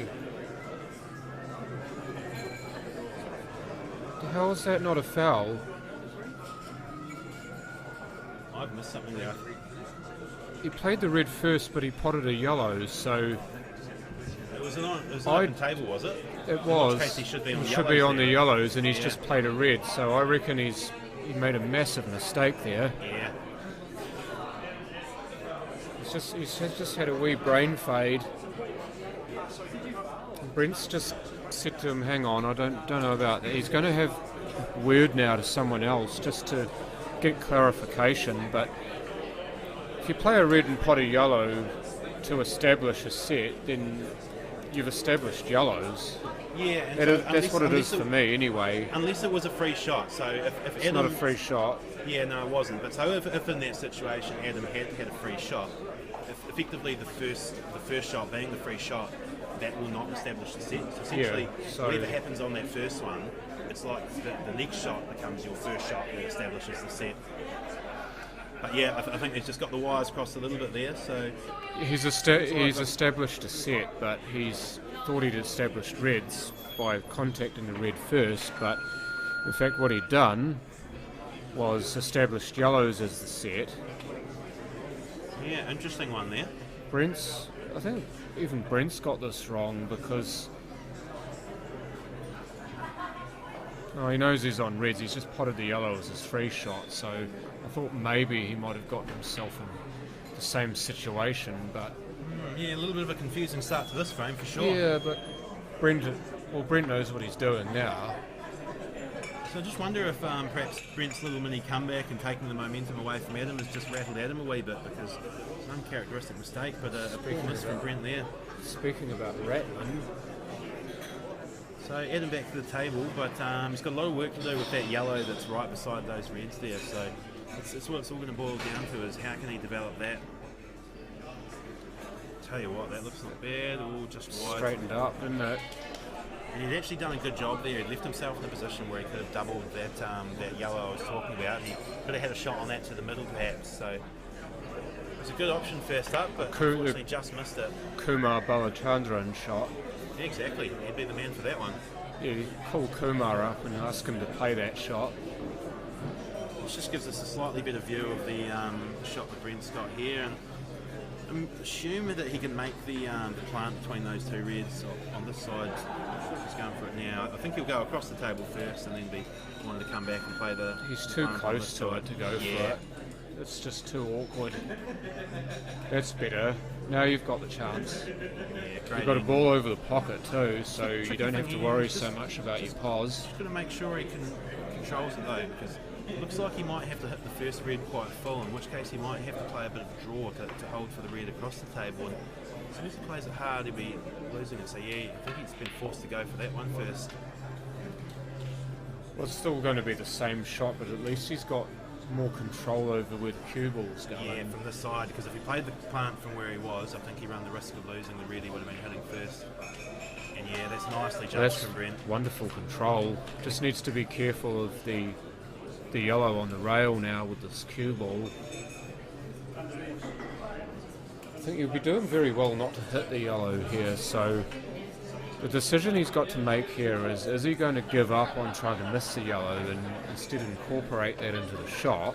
Well, I think the Or best is he thing going to try here to miss it? is just to not do too much. I think if you just run the white back to the centre of the table and leave yourself a cut, it doesn't matter if you pot the yellow as well as the black. So Yeah. I think that's the option. That's just give the yourself thing. a look and commit to the pot. And again, these rules, you have to know that just to pot the black, don't worry about the yellow. Didn't even need to, he potted the black without the yellow, so 7-6 now, Brent Wells with the last 4 frames. I'll be back very soon, Mike. All of this is getting way too exciting for my bladder. See you shortly, John.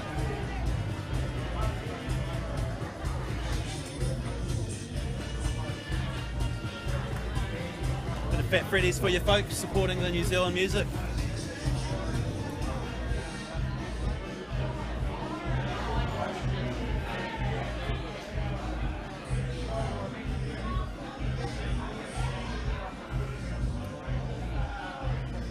How's it going, Fran? Always good to see the guys working, the supporters, eh?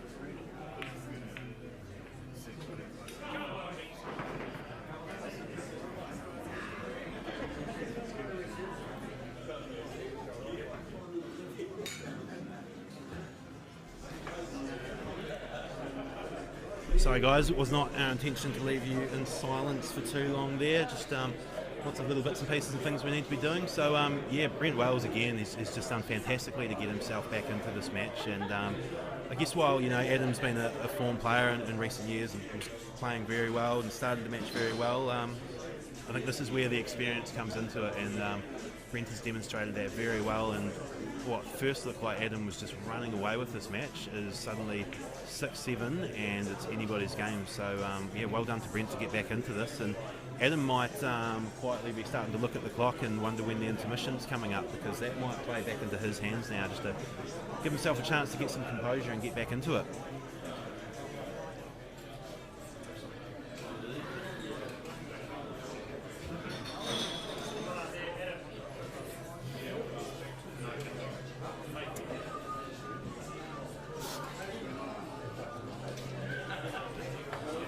We're still having fly problems.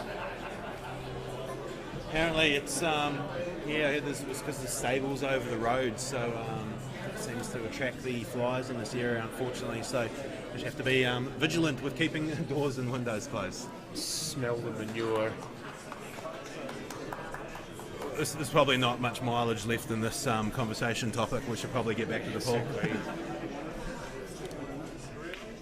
That's Nothing manure about the true form these point. guys are playing on, and then Brent just goes and misses the pocket by that much. You've done it again. Yeah, the commentators Maybe curse not. strikes Yeah, again. maybe that's not a good avenue to travel down. Well, it's the law of attraction, isn't it? If you think about something or talk about something, it tends to eventuate. Generally, it happens, whether you want it to or not.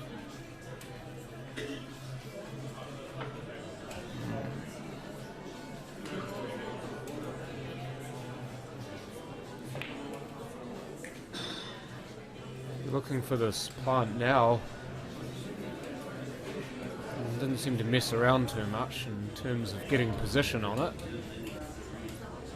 Just going to be careful. It's just going to make sure he controls that red. So we bounce. Pull up. Oh, he's overhit that a little bit. It's still on to one of the corners, but would have liked that to be a little bit lower. Fran's telling me to be quiet, but you know, if I'm quiet, then you're going to be watching in silence, Fran. So no, you're not, because I'll be here. Sorry, John will be here too. So I'll be quiet, and you can just listen to John then. But then we wouldn't work so well as a team. No, I'm sure Fran doesn't mean it. That's a great shot from Adam. Beautiful shot, and he's even got the angle to pot this and develop the other two reds. So while things were looking tight, and I thought he'd got the shot before that slightly wrong, one brilliant shot, and he's opened things right back up. Well, he's trying to develop the two reds on the previous shot, but he actually wound up fine where he was. This isn't quite as good as he would have liked where the reds have ended up, but they're still both potable. He's going to have to do a few extra things here to get these though. Which one he goes first? It's probably just going to screw this back. It's just all about the weight control here. That was He's overscrewed it as well, so yeah. That was millimetres away from dropping. It's the sort of shot that, again, these guys on the tables they play on regularly, that, you know, they'll be very confident judging distance control and their screw back, but just with these brand new balls on the slip cloth, that shot just becomes that much more difficult. And with the pockets cut differently too. Pockets are tighter down the rails, and something that Simon was talking about is that the slate's a bit deeper, so the pockets do play tighter. The cut of the pockets is actually exactly the same, so there's actually no difference in the positions of the rails, of the shapes of the rails themselves. It's literally just that where the ball drops off the slate into the pocket, it's slightly deeper in there. So basically the ball's just got to get a little bit further in before it drops, and yeah, it definitely makes the table play that much tighter. So Brent there, I'm assuming taking his extension, since no foul's been called. To be fair though, at the same time, John, though, when you've got brand new cloth on rails, it actually helps make that the one pockets there play a little bit more generous. So that looked like it was pretty much married to the rail. It must have just been a couple of mil out, and that's why it missed. But it's a great advertisement for how tight they are down the rails. Well, that's it, and it equally then reiterates when you do see these guys running out and making good shots, it just kind of shows you how difficult some of these shots are. And obviously it looks easy when these guys are in full flow, but you can see these pockets are tight, and you have to be bang on, or it's going to jaw. Yeah, you even asked the question, didn't you, Simon? And I think Daryl gave you the answer too. No. It looks like we might have some conflicting information bouncing around here then, but we'll check that out. So we've just got another question popped up on extensions per frame. You're correct, it is just one extension per frame. So per player. So yeah, the guys get one, and we've definitely seen a couple of cases in some longer frames earlier on where perhaps the guys using an extension early and then had some tough shots later in the match, and yeah, really ramps up the pressure then. Oh, that's clever. And he gets the red to drop as well. I think he played that rail first, just before that. So is he just going to promote this and play the safety? Yeah. It didn't. Oh, he hasn't left it safe though. He's left him. It's such a difficult shot to judge with the pace of the table, but he'll thin it, but I don't think he'll be able to do much with that. So yeah, difficult shot here for Adam now. Yeah, it's like it's dangled the carrot just out of reach here, hasn't he? I think he has anyway. Yeah. And kick at it. Don Gourlay shot. Oh, he's missed it completely. He was definitely playing to catch the outer edge of the black there, though, just to send the white up the opposite end of the table. And yeah, Adam could have trying to pot it. Yeah, he could have quite easily aimed to hit the black centre ball, but it would have left the white there and left Brent on. So Adam had to take a riskier option, so that if he got it right, he wasn't going to leave Brent an easy shot. Nice little angle there. That was pretty much fine. That cue ball was pretty much on the rail, but he struck it so confidently. We have said before about how difficult it is to cue properly when the cue ball's on the rail, but Brent made a mockery of that. this to square us at 7. So 7's a wild here in this match.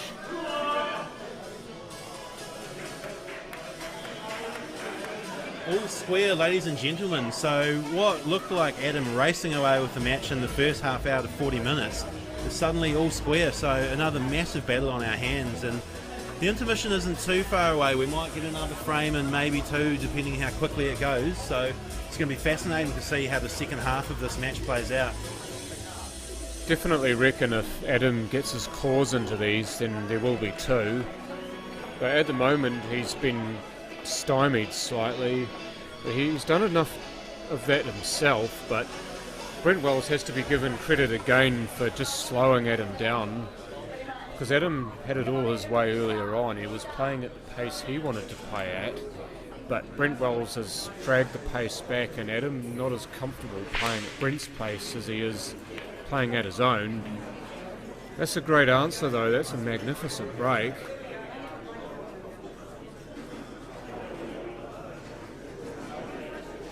And he's got a certain shot on here, so it's just all to do with the choice that he makes as to which set that he wants.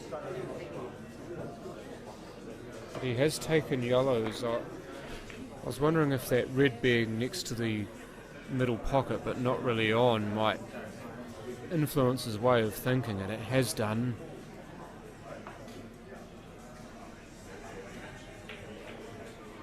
Oh, that's not a great shot.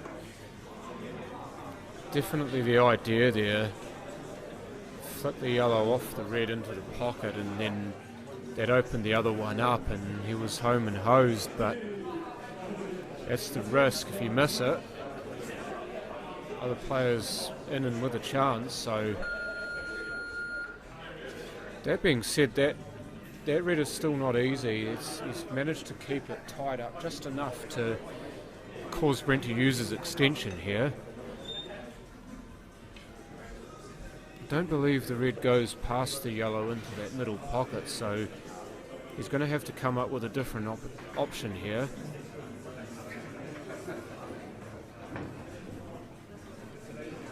Just confirmed, guys, we are just going to take an intermission after this frame. So finally, boys, at the halfway mark, there's only going to be one frame in it. We'll have a 15-minute break, and then we'll be with you for the second half of the match. But it's going to be interesting to see who can get this one. And it's only going to be a slim advantage, but psychologically, I think it's always better to have that break and come back slightly in front. Oh, Adams played that beautifully for a first shot. It's a problem for Brent there. I know I'm maybe a little premature in saying this, but the problem with that safety shot that Brent played is that all Adam had to do was wait that nicely, and he was in a pretty good position himself, so now he's looking to turn that into a frame. That's one thing that Adam has done very well all game, is just wait those shots into the corner pockets. Those haven't been a problem for him all game.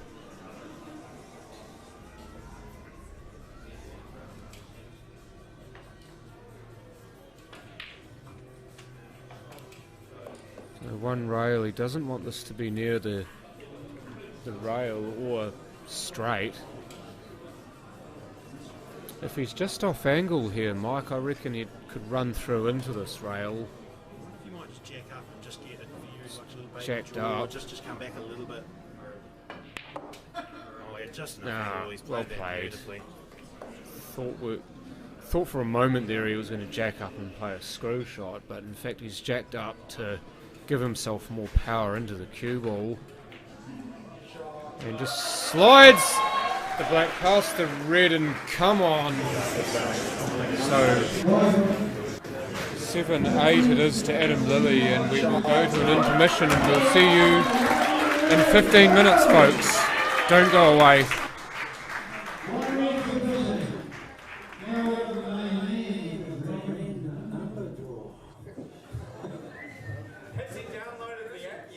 He has downloaded the app. 255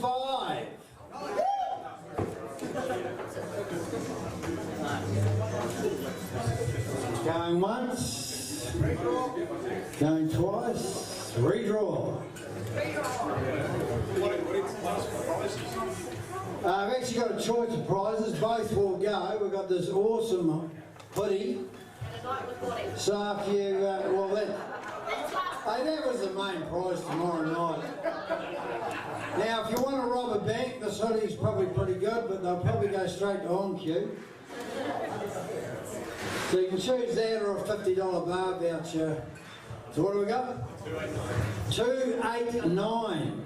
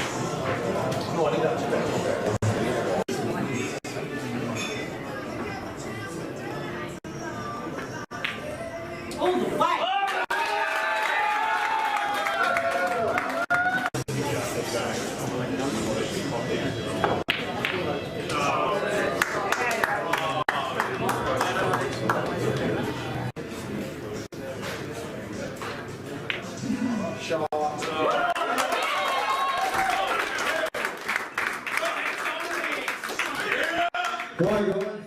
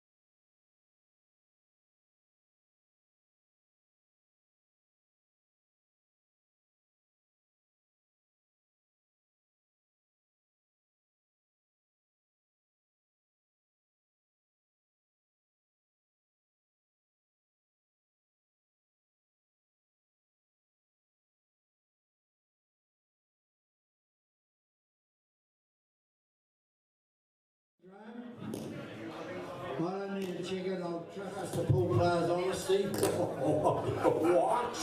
Are you kidding me? So we've probably got about 7 or 8 minutes to go and I'll be back on. Cheers guys, thanks for your support. Go on, Daryl. Man. He's done in that highway.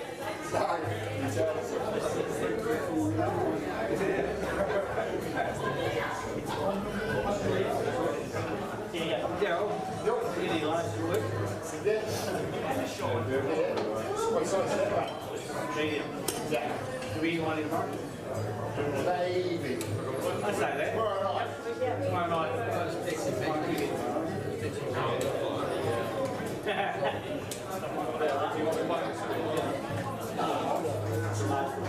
Large? Start making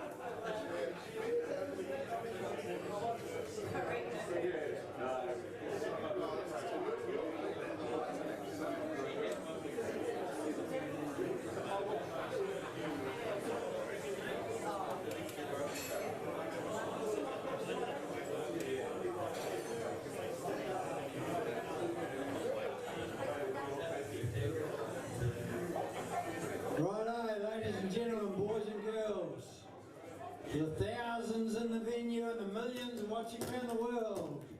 We're crackling hot here. So let's get going again. A big hand for Lightning Lilley and Bro Love. Let's go.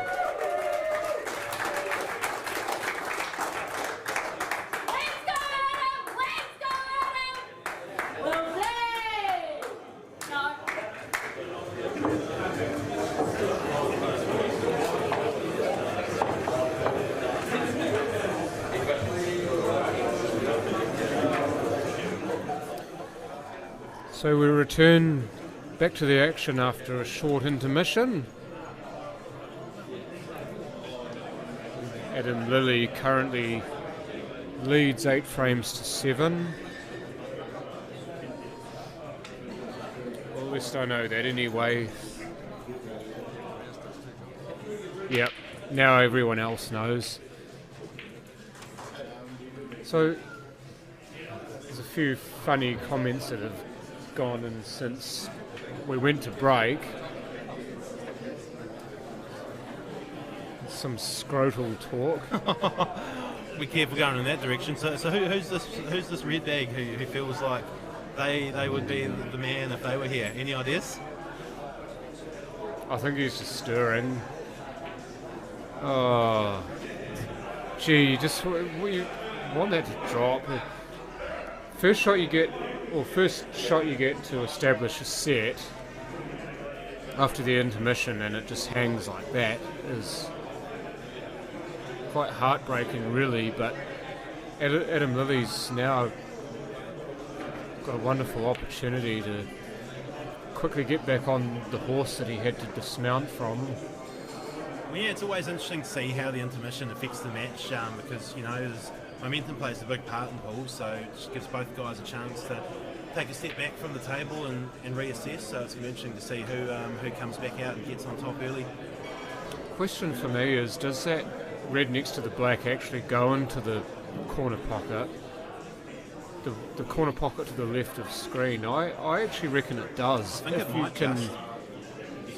If you'd have to get pretty precise on it as far as your position goes, but I reckon that goes. So Adam will be looking, I'd say, to do it off this shot, I think off it's on this enough ball. that a little bit of side will help flick it in, but always gone too far. Is it still there?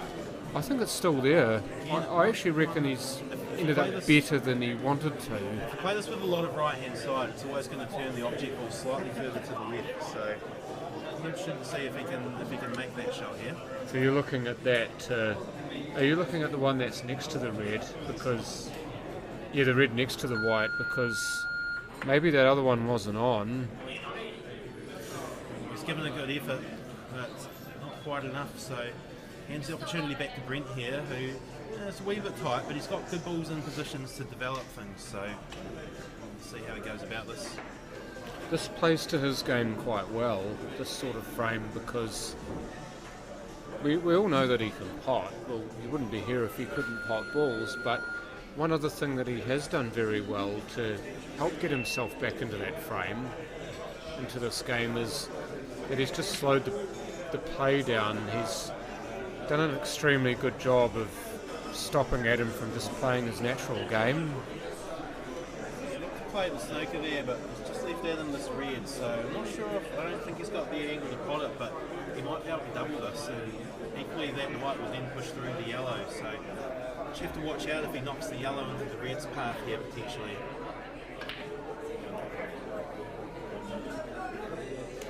Just about floated it, in fact. But he hasn't made it, and it's all a lot more open for Brent now, so perhaps a good pot down the rail to get himself started, and he'll be in prime position to clear from there. Just moving the shark rack.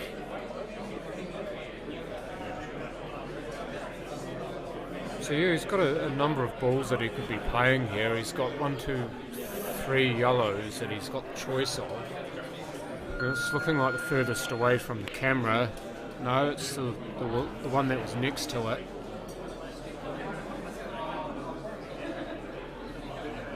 And now I just wonder if he plays this for the 2 reds at the other end of the table, the 2 yellows at the other end of the table. You did right, John. It makes sense. Again, you want to get done down that end of the table, so that then your penultimate shots are all nice and close together and much less room for error. Because as we've seen on this quick cloth, is when you've got to travel the white a decent distance, that's when judging your position gets the most difficult. So yes, that was Meremai Francis. She's unmistakable. yeah, no, great to have it. The pool comps really adds to the atmosphere, eh, Fran? Oh yeah, and you know she's there too. Big personality. And very that'll obvious that do. she's rooting for Adam. Fortuitous, but that'll do for a jaw. But she loves her pole though, and that's the main thing. Doesn't matter who she supports or how loud she is, she loves the game, so she's always welcome. And look, these bloody bugs, man. We'll have to do something about Both that players between have matches. been swatting them away. Zane Bernard is a Brent Wells fan, as many of us are, and the message is pretty clear there. Yeah, it's very well controlled. Just this to go to square us up at 8, to get us to 2 fat ladies.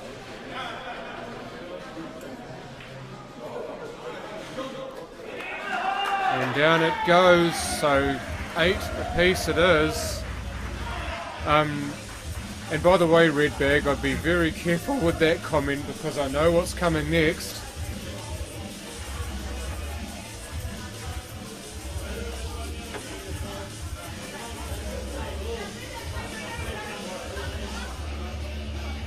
He's setting himself up, unless he's deliberately doing that.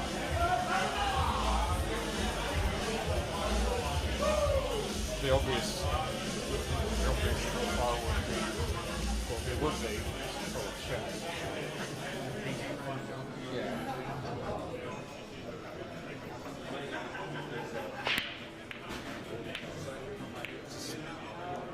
Just hide it. Don't give them the satisfaction.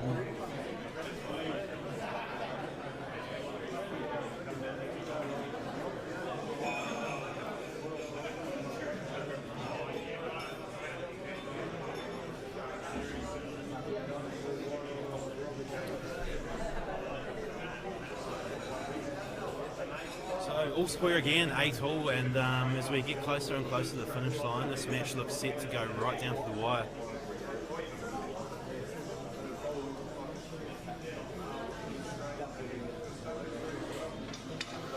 Fighting insects with lightsabers. That's brilliant. Great to watch. Oh, true. I'd pay money to watch that. Uh-oh. Get away from there.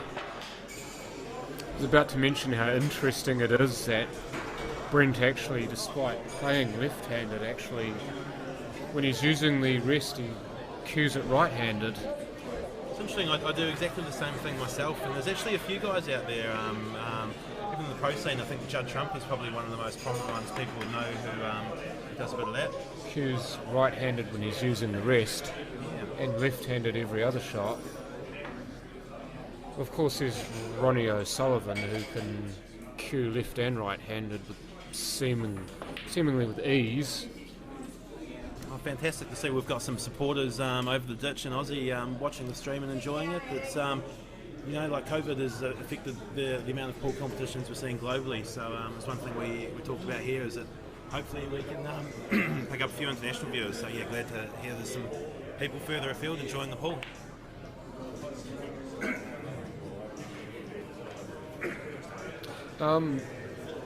Yeah, but it's also with COVID though, what has happened, and this is great, is to see the rise of the online pool tournaments.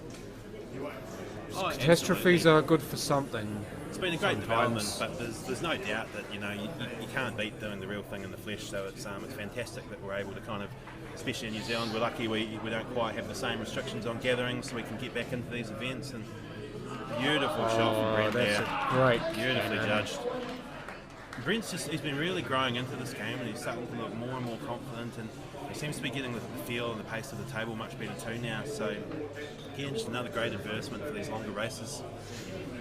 And this is exactly what Steve Denton was saying in his predictions for this game. He predicted Adam to win this, but he did say that Brent Wells, whilst perhaps not being of the same ability to really take frames away as Adam has, he's got the mind strength, and at the moment he's using that very well, even though Adam's in full flow is almost unbeatable, but Brent's managed to stem the flow, so to speak, and what he's doing now is he's using that to his advantage, and He's got that weight right. That is beautifully played. Top shot from Brent there. and what he's done with that is he's able to get some confidence in his own game. He's been getting more opportunities off Adam, and he's been able to grow his game off the back of that. A little bit tricky here to get a shot on the black. Off the yellow that's nearest the rail, I reckon. Can you see enough of it to play that shot? Oh, I think he can. He needs to hit it about half ball, roughly. See, that doesn't help, but that angle helps, yeah, but it doesn't. If you can hit this as full as possible, Make and the load it shot up look bottom on. right, it might flip the black a little bit to the left, but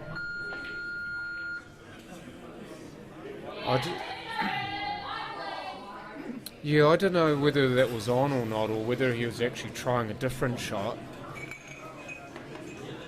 Yes, that is correct, Nessa.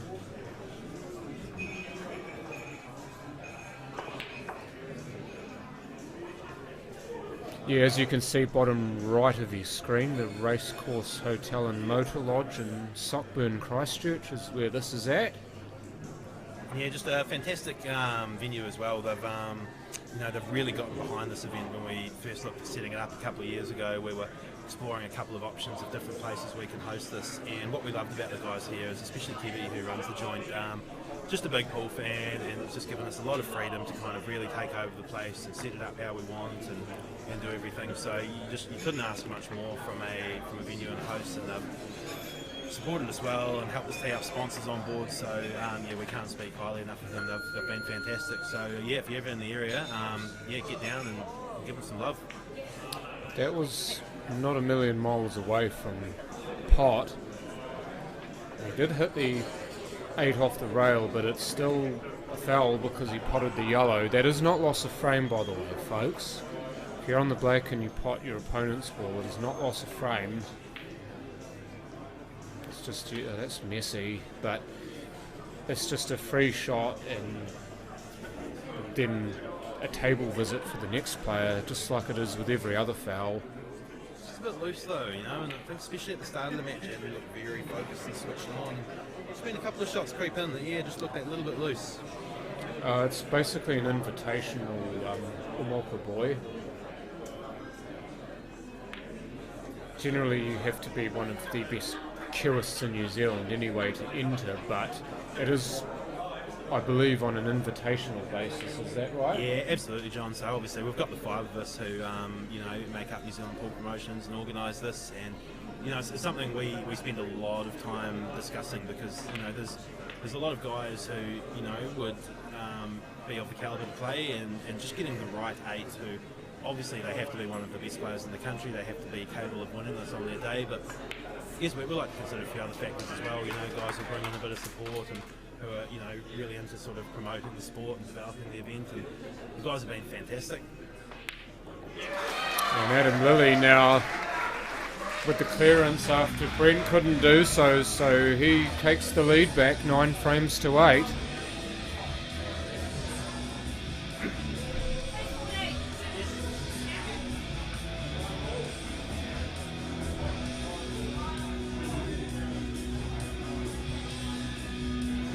Oh, you've spoiled it.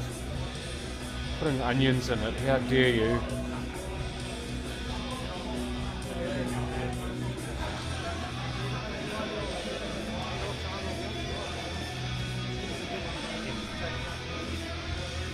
It's all in there.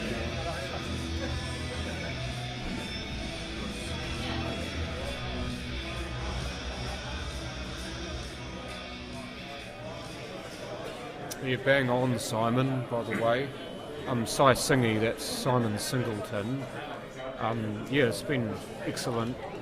You were part of it before and you will be part of it later on when you play against Des, and we just know how good that game's going to be, and we can't wait. No pressure there, Simon. Don't disappoint us. Once again, your sponsors have been fantastic, so please, if you have an opportunity to use these guys and girls, please do so. Anytime Fitness Rangiora, need more firewood, Shaw Q's, that is Adam Shaw, that's dude sitting right behind us who was victorious in our first match today. Stellar Recruitment, so that's Alex Stones, who's part of New Zealand Pole Promotions.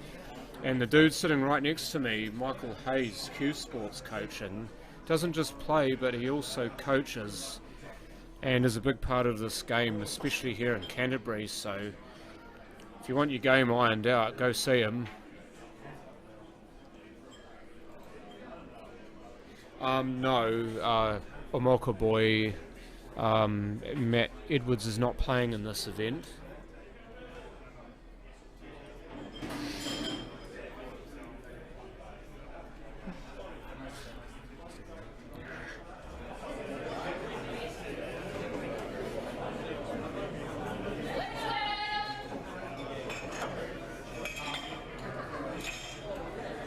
John, I think you've got the wrong person there, Simon.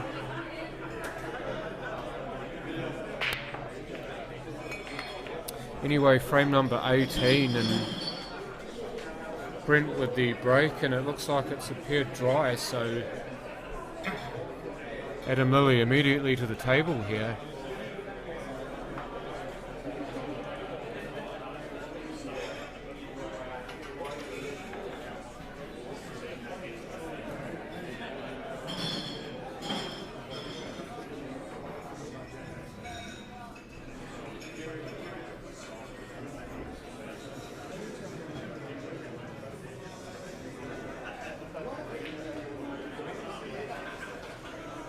First shot immediately trying to promote that yellow that was near the rail and just missing it, but You got the angle to play this one to the middle and drive through and have another crack at it, or?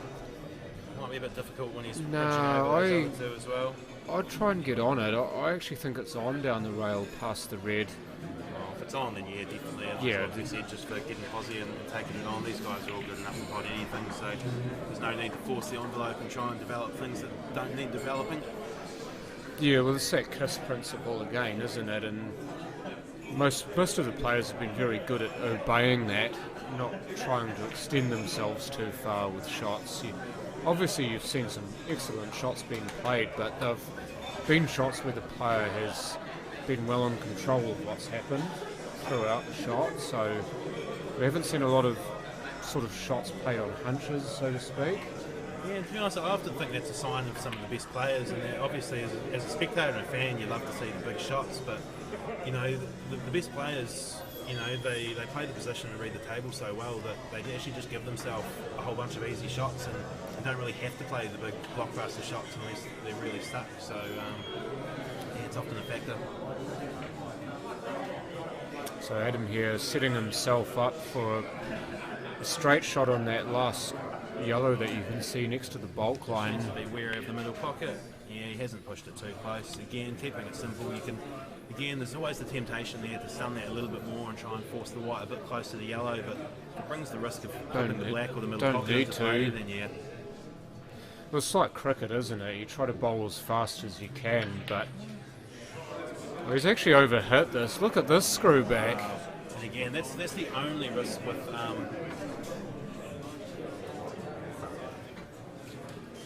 Yeah, when you're queuing so well, isn't it? That's where you were going with that, was it? Yeah, exactly. Well, just again with this cloth, I think when you're playing those long shots and having to screw them, you only have to get into it slightly too much and the ball can just take off. So, yeah. Is he playing for the cannon off the red here? I think you've got to. He's going to ask, first of all, for that rack to be removed because that will most definitely affect the shot. The only thing you might have to be a little bit wary of is playing off the red is that the red could track towards the middle, but the benefit in these rules is that if the black and the red both go, it's fine, but if the red goes and the black doesn't, then it's become a foul. He's actually shifted the black ever so slightly. Did you see that? He wasn't trying to. He wasn't trying to, he was just trying to put the chalk where the black was, or to mark it, but he's actually moved it very slightly, which means that Adam's going to have to look at this shot again.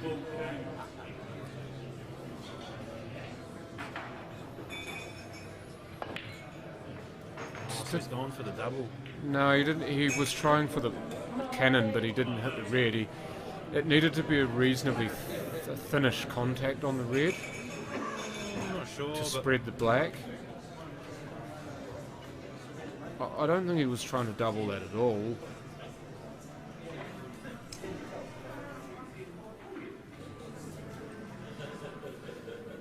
Greg enjoying some much needed nourishment right next to us.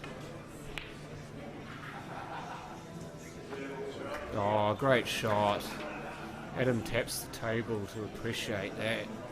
Again, probably just another example showing how Brent's sort of really picked up the pace of the table a lot better now. It was something we commented several times early on when Adam was running away with it, that Brent just had quite a few shots where he was overrunning and getting out of pace, but again, that's why we have a long race. Oh, no contact on the 8, so foul shot, free shot. What a great chance this is to get those two reds away from each other. Just a question there about the opponent removing the magic rack and the referees. To be honest, we decided to try and keep the referees out of it as much as possible and kind of put the onus on the players to look after it as much as possible. So only in cases where it's simple, we just feel like the game gets better flow. But obviously, as soon as there's anything that's remotely a wee bit tricky, we've got guys on standby who can step in and ref. So no, it's just what we've decided to do for this tournament. We don't have an official ref, but we've got guys in position to step in and do the job where required. But for the most part, we just want the two players in the arena and do the big show, and that's what it's all about. Some more jail here from Brent. So Adam again having to get out of a snooker, and this is again what we were talking about with slowing the pace of the play down. It's going to come off 2 rails, maybe 3 here. Oh, what an effort that was. Yeah, it would have been some shot. He's got a good piece of it, but unfortunately hasn't dropped it, so... Even so, that's brilliant. Yeah. It's also a shot across the bows too, isn't it, playing that sort of shot, because it says that he wasn't afraid of having a go for the biscuit off a snooker. So maybe just listen to me talking a couple of minutes ago when I was saying these guys do a good job of keeping it simple and not having to play the big shots, because he's pretty much put He one had out to there play instantly. the big shot though. Yeah, it's That exactly was the difference, is that he was forced to play the big shot, and that's, he very nearly made it. Definitely the sign of the classiest players is that, you know, they don't always have to go for them, but when they do, they've got them in their arsenal. More cagey stuff here. So that's the third one in a row. Now this is not going to be an easy one to escape from either, because you can go off a couple of rails, but you're not as likely to pot this, and in fact Adam's got nowhere near that. So it's definitely something to be wary of, and especially in rules where you are allowed to snooker, is that, you know, sometimes one of the worst things you can do is pot all 7 of your balls and not make the black, because you really hand the advantage to your opponent from there. It's very easy for them to snooker you, and it just gives them all the time in the world to kind of develop their balls into better positions. So definitely, I know Adam, you know, he's at his best when he's potting balls and running out racks, but that can just be the one drawback, is that if you're not quite 100% and don't quite finish it, it definitely plays into your opponent's hands.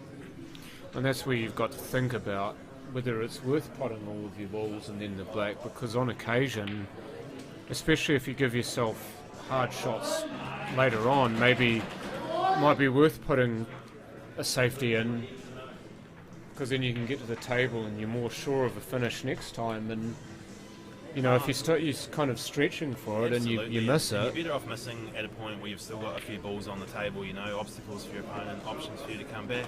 Again, yeah, Brent's really got the pace of this table now. He's left that bang on. excellent use of the side. And this goes down, so we're back to evens. It's 9-all.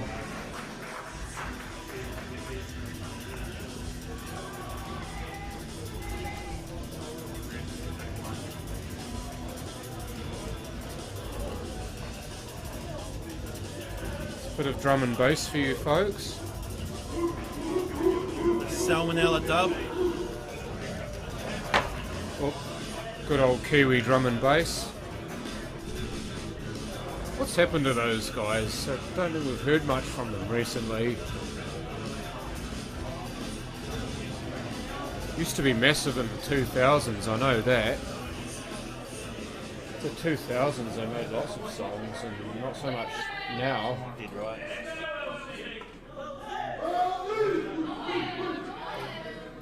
So now you can again hear the crowd starting to get behind Brent Wells. Obviously Adam's always going to have a lot of support being from Christchurch, or at least now that he makes that his home, but Big break, lots of balls down. 3 off the break, and the yellow didn't get driven from the table. It went into the pocket and then got knocked out of the pocket mechanism, so it's not a foul of any sort.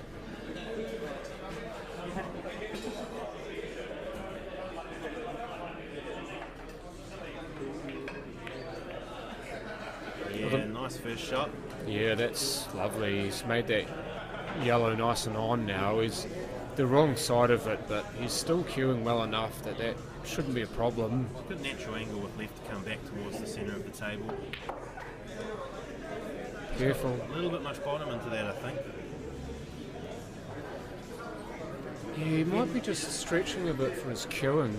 Maybe just trying to queue everything too hard, or... The important thing here is he just wants a bit of angle on that ball to the middle to develop the next red, but No.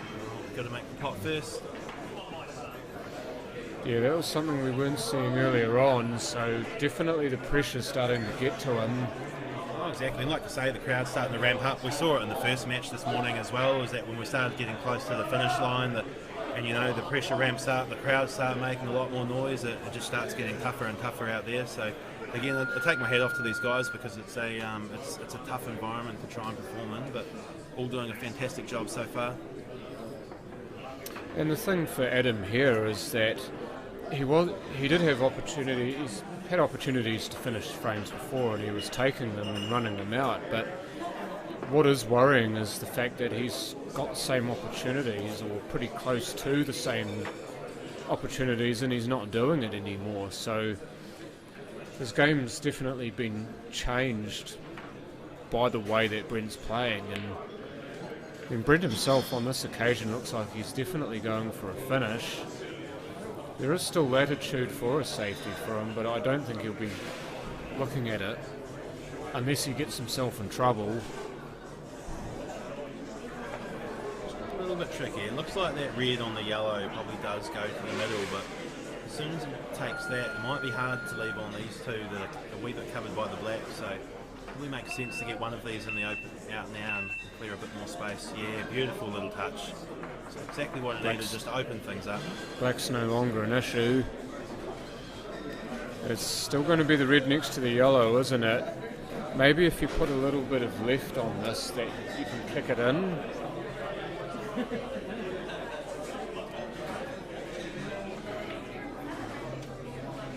Has it got enough? Just got to pass the black. Short. I think he's snookered there. Yeah. Oh, definitely. There's your angle. Just a fraction off, and again, it just shows the challenge of playing on such a quick surface, is that it just makes judging those sort of shots that much trickier. Oh, look Oh, he's at got this. a good piece of that, and that was very, very close. So it looks like Adam's probably got just enough angle on this one now. He should be able to play that to the middle and screw that just back into that red to pop the yellow out, and should leave himself one of the two yellows. So key shot here, if he gets this one right, he's got a great chance to finish.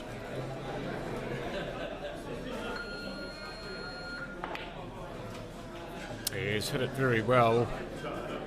And the yellow is still away enough from the red, far enough that he doesn't have to get special position on it. He just needs to roll this in and make sure the white ball stays away from the 8 and the red. I think he can just keep Q-tip high and just focus on the pot here.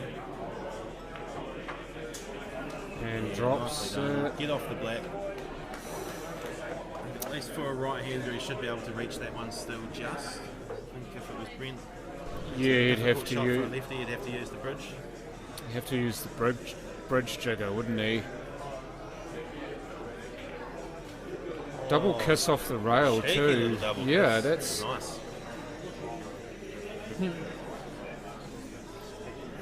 I just wonder whether that was intentional or not, whether he knew he was going to do that. Look good either way. So another test of the queuing. Ooh. Is he going to get lucky? Oh, wow. Yes, he is! Wow. Down goes the head, but up goes the score. Okay. Saying how tight these jaws are, that actually wasn't that close to the pocket, but I don't know if we haven't just seen the too many- rebound. The rebound took it close enough to go down the rail and go into the other pocket. I don't know if we haven't seen too many big fluke swinging matches like that so far today, have we?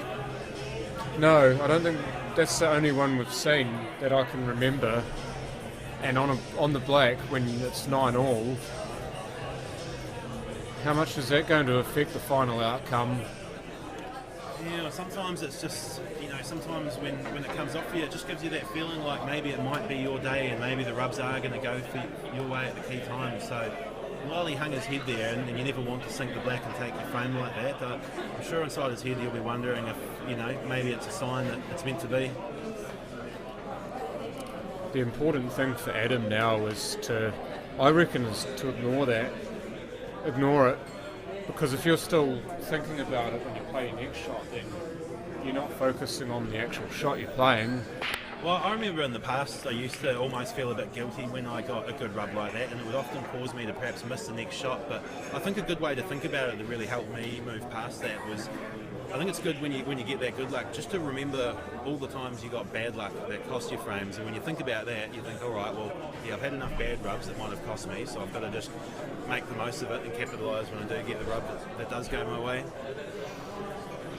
In certain games it is red bag. If you pot it in a pocket other than the one that you were going for, you actually lose the match. Not sure, in this particular game, the though. majority of the rules we play on 7-foot table, there's never really any pocket nominating required, so it's just part of the game, and yeah, it is what it is. Well, this is not a cool pocket game, so you can do whatever you want. I think that red next to the yellow is on, Mike. I think so. It'll probably be one of those ones, yeah, maybe a little bit simultaneous, but again, the small white just gets in that little bit further, so you'll pop that one, no problems. Just needs to, if you can, just see if you can give this other red that's covered by the yellow a little bit of a flick, or maybe contact the yellow enough to move the yellow out the way of that red, so yeah, it's a bit Just of like both. this. So, He's hit it hard enough now that the red looks like it goes past the yellow into the opposite corner pocket. yeah, so I wonder Do you if reckon that that's the pot there? I think that red, might be, yeah. the yellow might be in the way of that corner pocket bottom right. I definitely think it is. So it's more just if he plays this one to, up the tables we're looking at. We just need to be aware if that white's going to potentially run into the yellow and kill it on the bottom of the rail. So yeah, I'm interested to see what option he takes here. You see those views being so different on the camera, how the shot doesn't look on from that camera angle, but it definitely is there.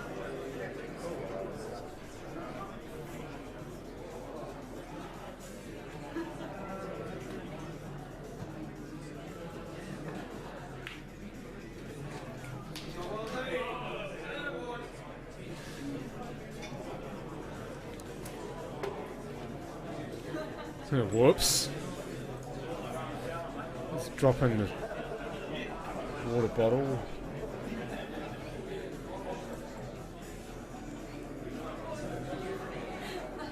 He's going to hit this yellow, is he? Or is he going to look to miss it? No, he's hit it. So if that red passes the yellow to the corner, he's in prime position. Looks like it's tight though. Might be one that goes pocket weight and it's either in or over. Oh, all day. Just slightly the wrong side of straight on this red. He probably would have rather have been straight or just the other side. Eventually, see, he's probably just going to run through, up and down. Just go up towards table, the D. back. Get there, is it good enough? Yeah, she just keeps rolling. A little bit wide. I don't think we want to be that close to the rail, but still very sinkable. Duck boy. What's the score? Oh, there you go. 10-all now. With that black going down, we are squared again, and we now have a virtual race to 3. Come on.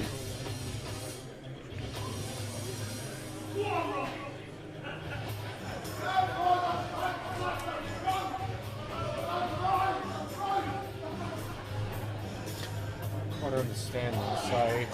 So it'll hit, unless you can't see it on your monitor.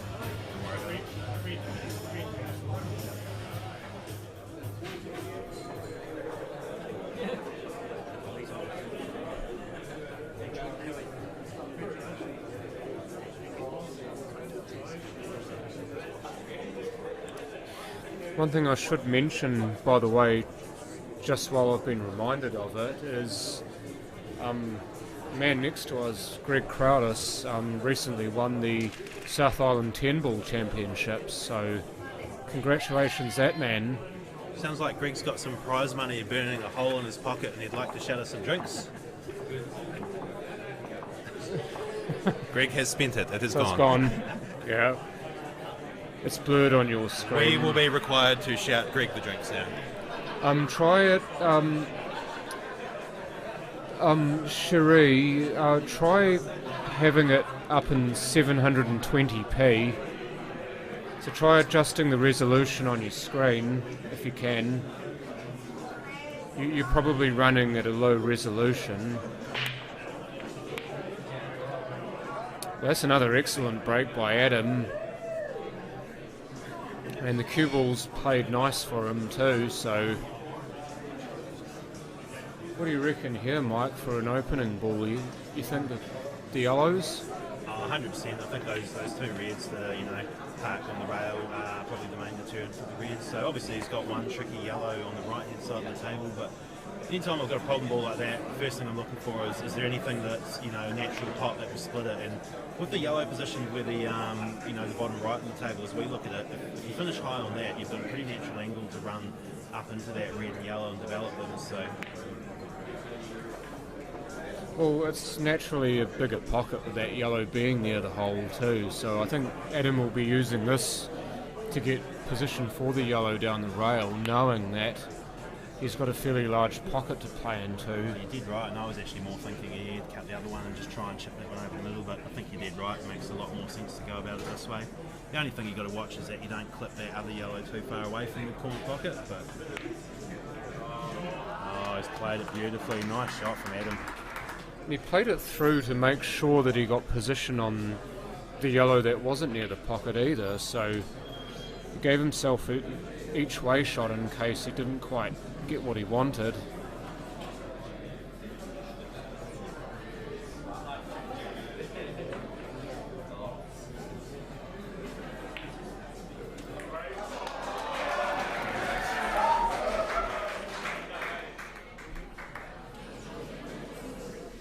So here we go to get within 2 frames. Down she goes. No issues with that at all, so Adam Lilley takes the lead once again, 11-10.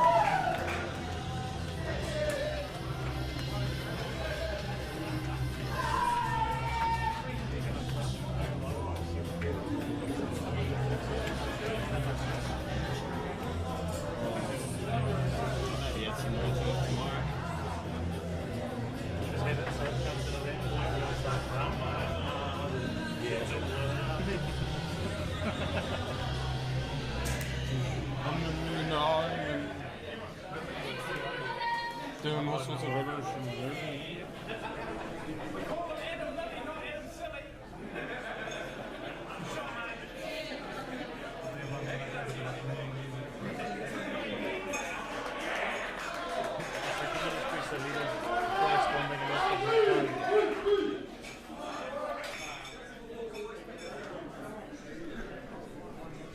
so the 22nd frame is just about to be played.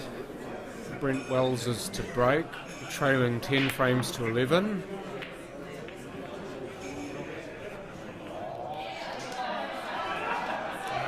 And nothing off the break, so Adam very quickly to the table here, and looks like the Reds on this occasion are going to be the set. Yeah, wide open, great chance here. And again, it's a critical point in the match now with only a couple of frames to go to the finish line. Every frame now is massive, so hopefully Adam just takes a little bit more time. There's been a couple of frames in the second half of this match where he's gotten a little bit quick, so he just needs to really capitalise on this. This shot here, I reckon, is the most important one, because what sort of position he gets on these reds determines which way he goes. But with that red that's down table, you want to get to that quite soon, I think because of where the black is. The most important thing here, John, as well, is just to know how you're going to get on the black, because the other 4 reds, they're all on, so the black is covered by the 2 yellows to the top corners, so you really need to know where do you want to play the black and which red do you want to use to get on it, and then build the rest of your finish around that. So it looks like it's going to be the red that's closest to the cue ball is going to be the last one. It's just whether he rolls it to the corner or the middle. Wiped its feet, but still all good. Yeah, it took its time deciding what it wanted to do, but for Adam, thankfully it decided it would rather have a home. He needs to get back quite sharp on this, because he needs to get straight, or left of straight really. He wants probably the white to be putting this last red and then travelling towards the yellows, and yeah, that's a great angle. So I think he'll just try and rest on that yellow and leave the black to the middle. He's definitely given himself that chance, hasn't he? And if he goes wide and hits the yellow immediately behind the black, I reckon he should be okay as well. Oh, beautifully but that's judged. a beautiful Wonderful shot. That's one of the best shots we've seen today. And no doubt he's going to ask for that rack to be removed and needs to. Very sensible. We saw that shot earlier where he played over one anyway, and it caused the shot to veer off, so he's learnt his lesson. Also gives him a little bit longer to look at the shot too, even though you'd imagine he wouldn't need it. But sometimes these pressure situations, you do have to give yourself the extra second just to calm yourself down.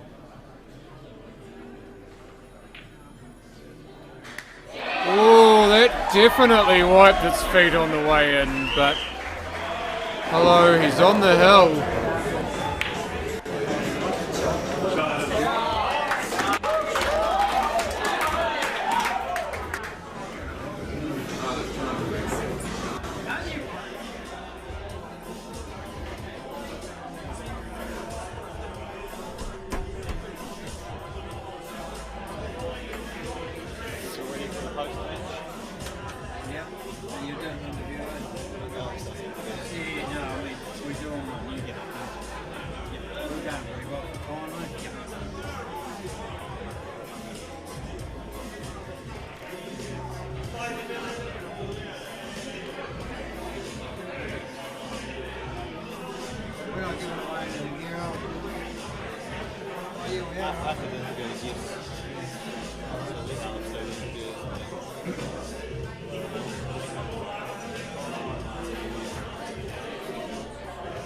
Wonderful song that. I think Jordan Maihi had as much a hand in that as Mike did, because he was talking about having that song being played before. That was still DRE by Dr. Dre and Snoop Dogg. So Adam now on the hill, and this break will tell you. I don't think it's his break, it's actually Brent's. It's just, I think, making sure that his cueing was straight off the rail.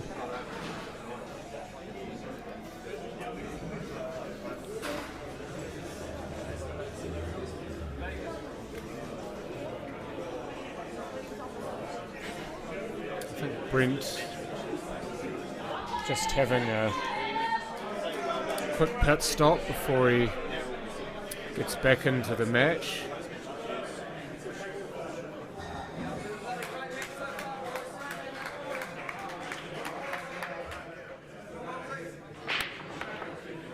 Jeez, he didn't half hit that.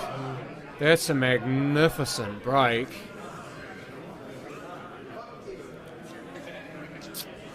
Yeah, Adam looks like the wind's back in the sails at the moment. Just he's sort of picked his form up again right at the right time. He obviously started this match strong, and maybe just dropped off slightly through the middle, but still been solid. But from 10 all, he's looked very sharp. So I think he'll be dead keen to capitalise on this opportunity here and put the match to bed.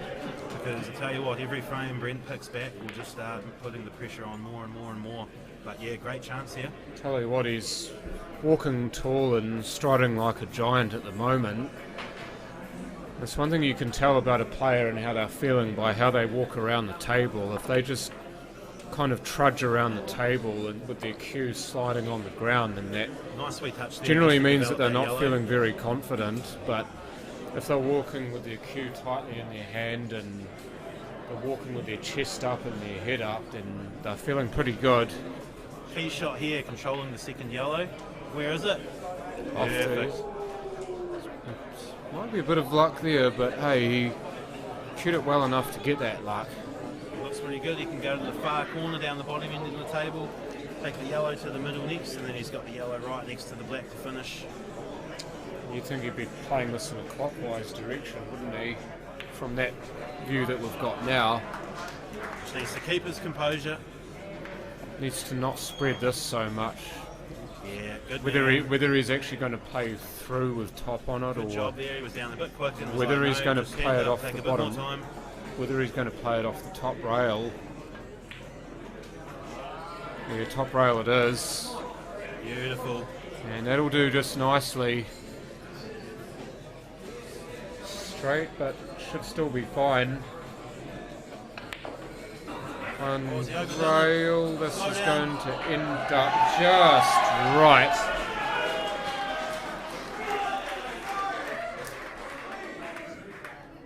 So this for the win. Down it goes.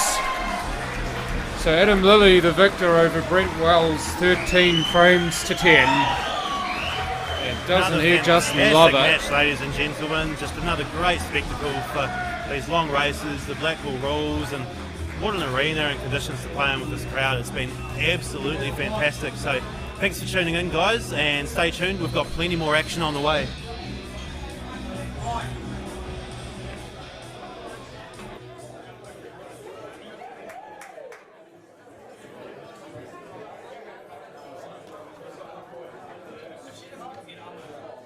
Well, guys, what do you reckon about that match?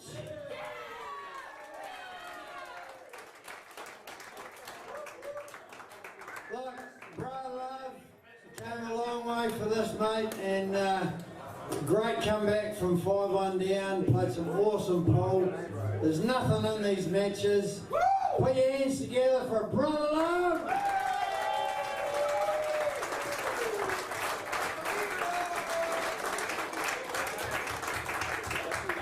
And in the middle stages there, she was looking anyone's game.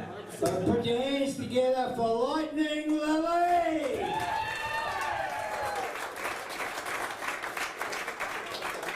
We're just going to do an after-match interview with the players, but look, wish you all the best, Adam, as you go further. Brother Love, I'm sure you'll be floating around.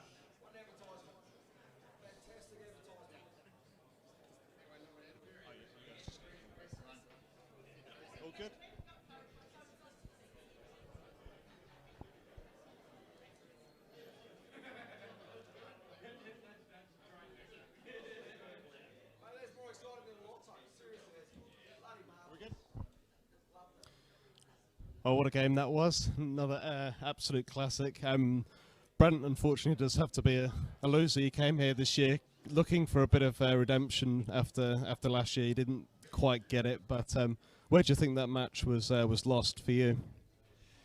I think at the start I sort of made a couple of mistakes, and against Adam you can't do that. And he punished me like he does, and all of a sudden I think it was 7-2 behind. But you know, I sort of never. My entourage were here, my queen was here, cheering me on. So I thought, well, I've just got to keep going, just for them, if not for me. I got back into the match. I think it turned a little bit around when Adam fluked the black. But having said that, he cleared the last 3 frames, so well done to him. I mean, I got to take my hat off to him for doing that. Yeah, absolutely. And did you feel like you got to grips with the tables a couple of times? The cue ball just kind of runs a little bit further than you'd expect on a normal table. Absolutely. I sort of thought I was in the groove at the start, but the ball did run away from me a little bit. I've been practicing quite hard at my city club back at Palmerston North, and but you know, this table was so much different. But you know, I had so much support behind me. As I said, my entourage, my queen, city club behind me. You know, I had no excuses tonight, and the better player won. So yeah. Yeah, absolutely. Thanks, Brett. And Adam, I think after last year's semi-final against Des, we've got another absolute classic. So yeah, well done. What are your thoughts on the match? Yeah, hats off to Brent. He was a totally different animal this year. I think his ability with his small whites improved heaps since last year.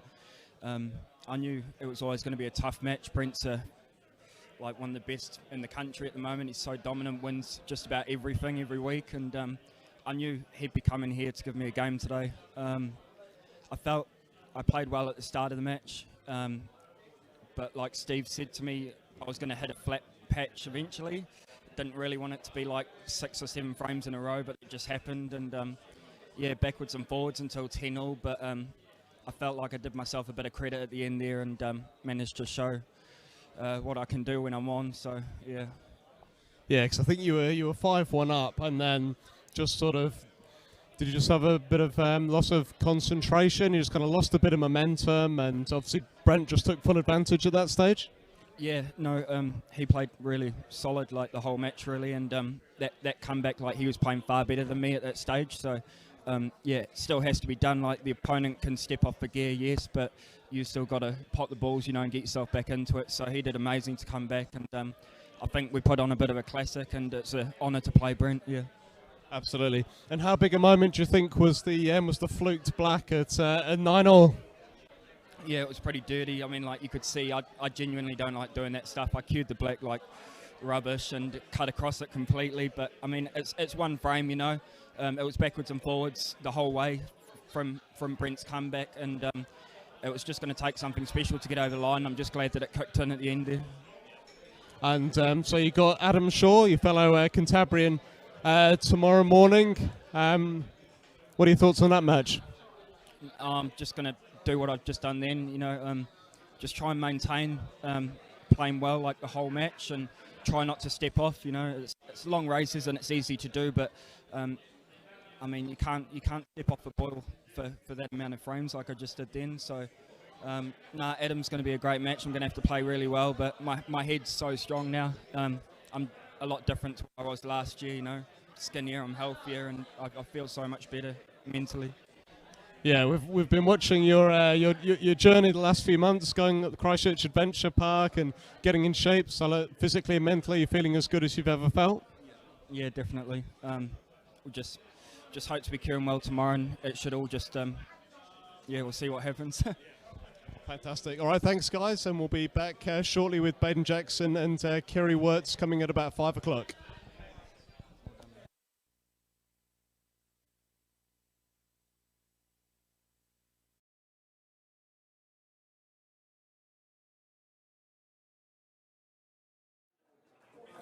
What about some more random draws? Do you reckon we can get these done in less than 15 minutes?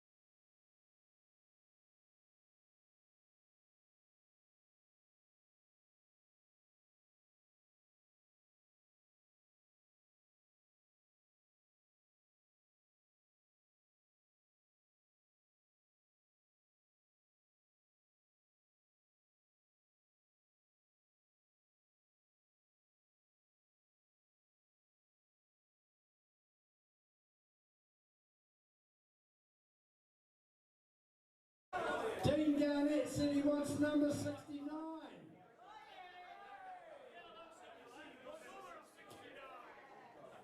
Well,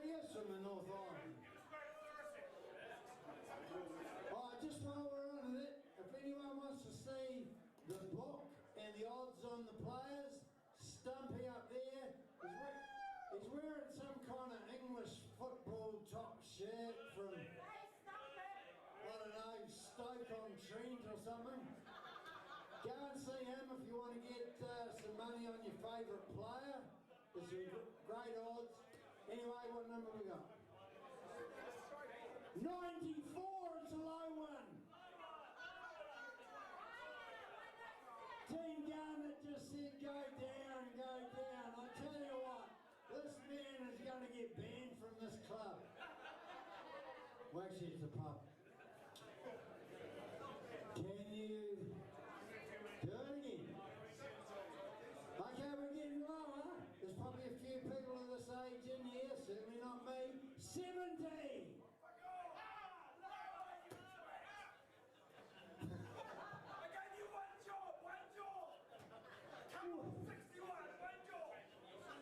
Okay, keep going. Oh my God, 233, didn't we just have that?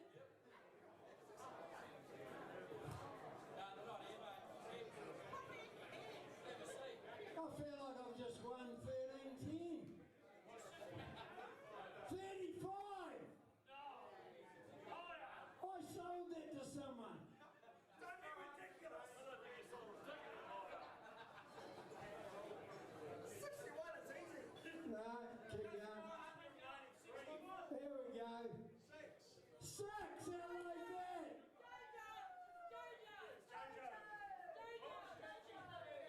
Where is she?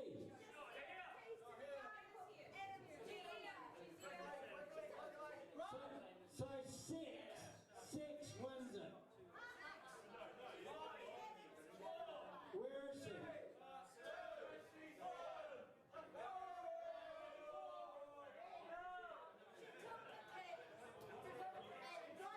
We'll give you 1.5 minutes to run and get her. We'll get with that? Go, go, go, go. Oh, okay. She's pulled the handicap card. We'll make it 3 minutes. Hey, get Chrissy Marsden to run and get her. She'll get there in 2 seconds. Have you got number 6? You'd want to bloody have it.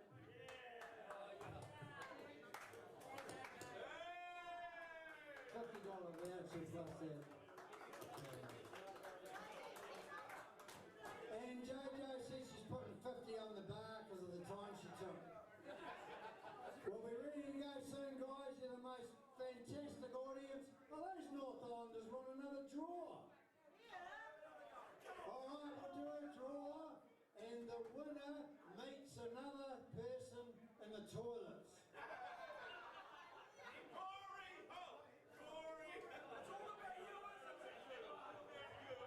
You say as long as it's me you're in. Did you hear the one about the North Islander and the... Now look guys, you're the most amazing pool audience I've ever seen in the 5 years I've been playing pool. Well, let's make that 50. Seriously, awesome support for the players. And I know how hard it is when these guys lose because it's straight knockout, but the support you give the players is superb. It's second to none. Give yourselves a hand. Thank you.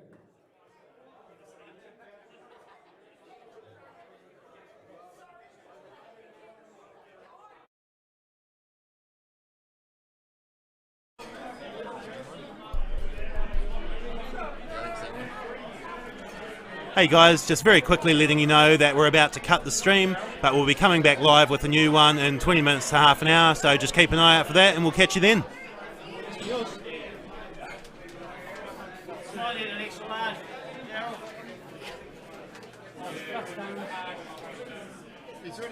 I might need an extra large shirt. I think about that live.